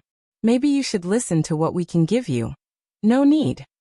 Shinichi Miyamoto rudely interrupted him and said coldly, "This is not something I can decide." A murderous weapon. Besides me, there is also an invincible realm expert, and a half-step invincible realm expert. These bargaining chips are only for 1 month of Yada no Kagami. Just 1 month. We are just borrowing it. Can't His Highness Miyamoto make a decision with such conditions? Borrowing. For any high-level official of East Island, this was an extremely sensitive word. Back then, the Wang family of Beihai also borrowed their big island of Beihai. But for hundreds of years, they had no intention of returning it, and there was no possibility of returning it. If the Jiang family of South America was really behind evil. But in this situation, evil's bargaining chip was tempting enough. If they could make a deal, then East Island would have 3 superiors of the invincible realm, and a murderous weapon. It was like sending charcoal in the snowy weather. I can understand why you hesitated at the beginning. When Li Kuangtu committed treason, East Island was one of the biggest beneficiaries, wasn't it? Li Tianlan is also from the Li family. Maybe you want to. Oh, your plan is good, but now you have no conditions to implement it. Cooperating with us is your only choice. After all, we are the only ones who can help you get through this. Evil's illusory figure became clearer and clearer, and his tone became more sincere. Is Li Tianlan related to Yada no Kagami? Shinichi Miyamoto asked. To be exact, both Yada no Kagami and Li Tianlan are related to us. Coveting the divine weapon of East Island. Shinichi Miyamoto narrowed his eyes and said calmly, "The Jiang family of South America is really bold." The wind and snow in the sky suddenly quieted down. Evil's eyes instantly condensed like divine light. Shinichi Miyamoto said to himself, "You and the Jiang family of South America are not simply employers, right?" The Jiang family. I know Jiang Qiansong. I know Jiang Qianyan with the codename Black Hand. What about you? Or should I call you Third Master Jiang? Evil looked at Shinichi Miyamoto with cold eyes. After a long time, he said blandly, "What's the point of saying this? Miyamoto, my offer is good enough. We both take what we need. If you don't agree, I need to add one more condition." Shinichi Miyamoto said quickly, "East Island's economy is in trouble now if there is no if." Evil shook his head. At present, the Jiang family has no extra funds to support you, nor is it obliged to. Our cooperation is limited to the dark world, that's all. Shinichi Miyamoto took a deep look at Evil and nodded coldly. The fact that the Jiang family didn't have extra funds meant a lot. For a giant like the Jiang family, Its liquidity was definitely an astronomical figure, but now it didn't have extra funds.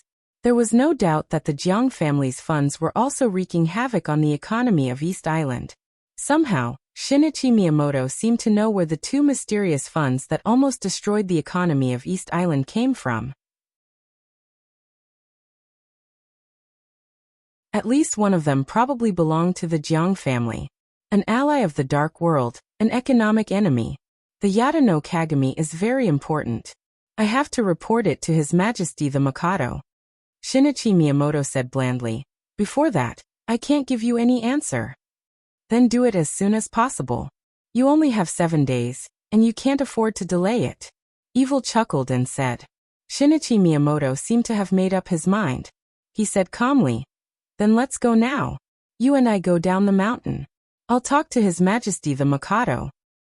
He took a deep breath, calmly concentrated, and left the headquarters of the Divine Wind Force as fast as he could. Evil froze for a second, and then followed him. The white snow and the icy wind whistled past. Shinichi Miyamoto became more and more nervous, and he instinctively guarded against everything around him. The Divine Wind Force was getting farther and farther behind him. When Shinichi Miyamoto stepped on the snow line, the sense of danger that had been lingering in his heart for days finally faded away. Shinichi Miyamoto let out a sigh of relief, and then he realized that he was soaked in cold sweat. That unimaginable sense of oppression and lethal threat was simply inconceivable. Shinichi Miyamoto walked down the mountain with a gloomy face, and then he said goodbye to evil at the foot of the mountain. One of them went straight to the Imperial Palace. One of them went straight to the airport. Under the night sky, Evil squinted and watched Shinichi Miyamoto's figure disappear from his sight. After a long time, he took out his phone, dialed a number, and said calmly, he agreed. Very good. On the phone, a calm and steady voice rang out. This is a disaster for East Island, but it's an opportunity for us. You must kill Li Tianlan as soon as possible with the Yata no Kagami no Kagami. Evil agreed, and was about to turn around.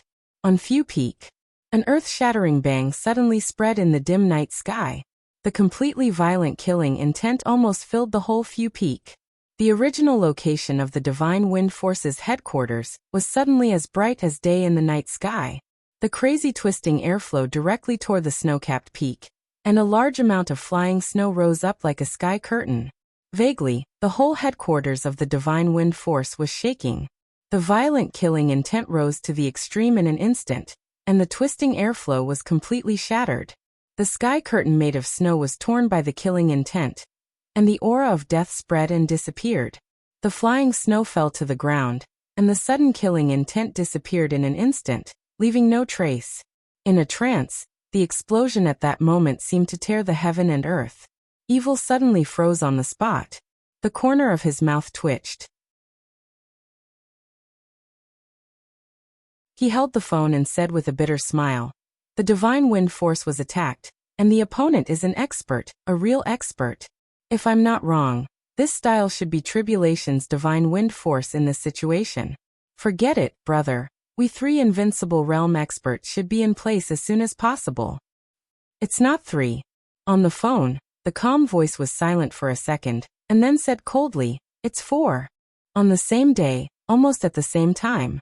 When the general trend began to focus and completely break out in East Island. Storms also broke out in Northern Europe and North America. In North America, the branch of Knights Templars was raided almost unprepared. The raiders were divided into several forces, and almost wiped out all the strongholds of Knights Templars in North America in one day. And the branch of Fantasy World in Northern Europe was even more chaotic. Dark Knights, Knights Templars, Samsara, Heroes Club, big and small forces directly broke out in the fiercest melee under the guidance of a mysterious force. All the forces of Fantasy World were directly removed from Northern Europe before anyone had time to react. After the fierce battle, this mysterious force that seemed to have been lurking for a long time started to sort out all kinds of resources as soon as possible.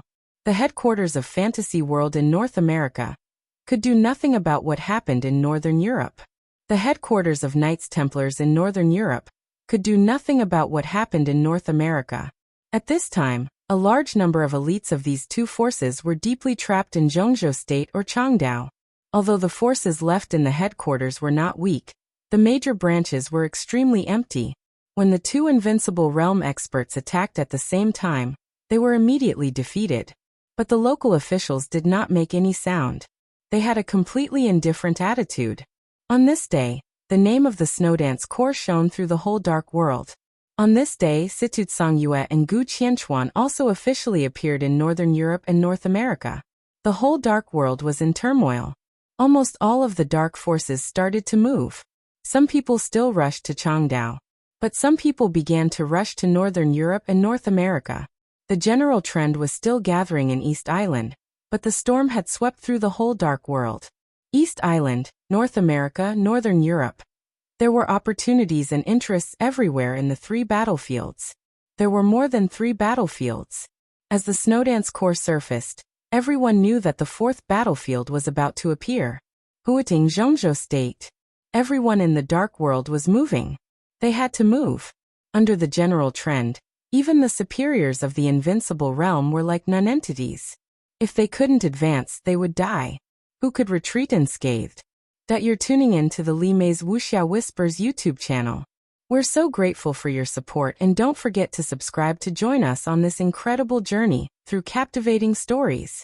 Your generosity through donations truly makes a world of difference, as it's the primary source of revenue that allows me to expand and enhance this channel for you. Thank you from the bottom of my heart for being a part of this adventure.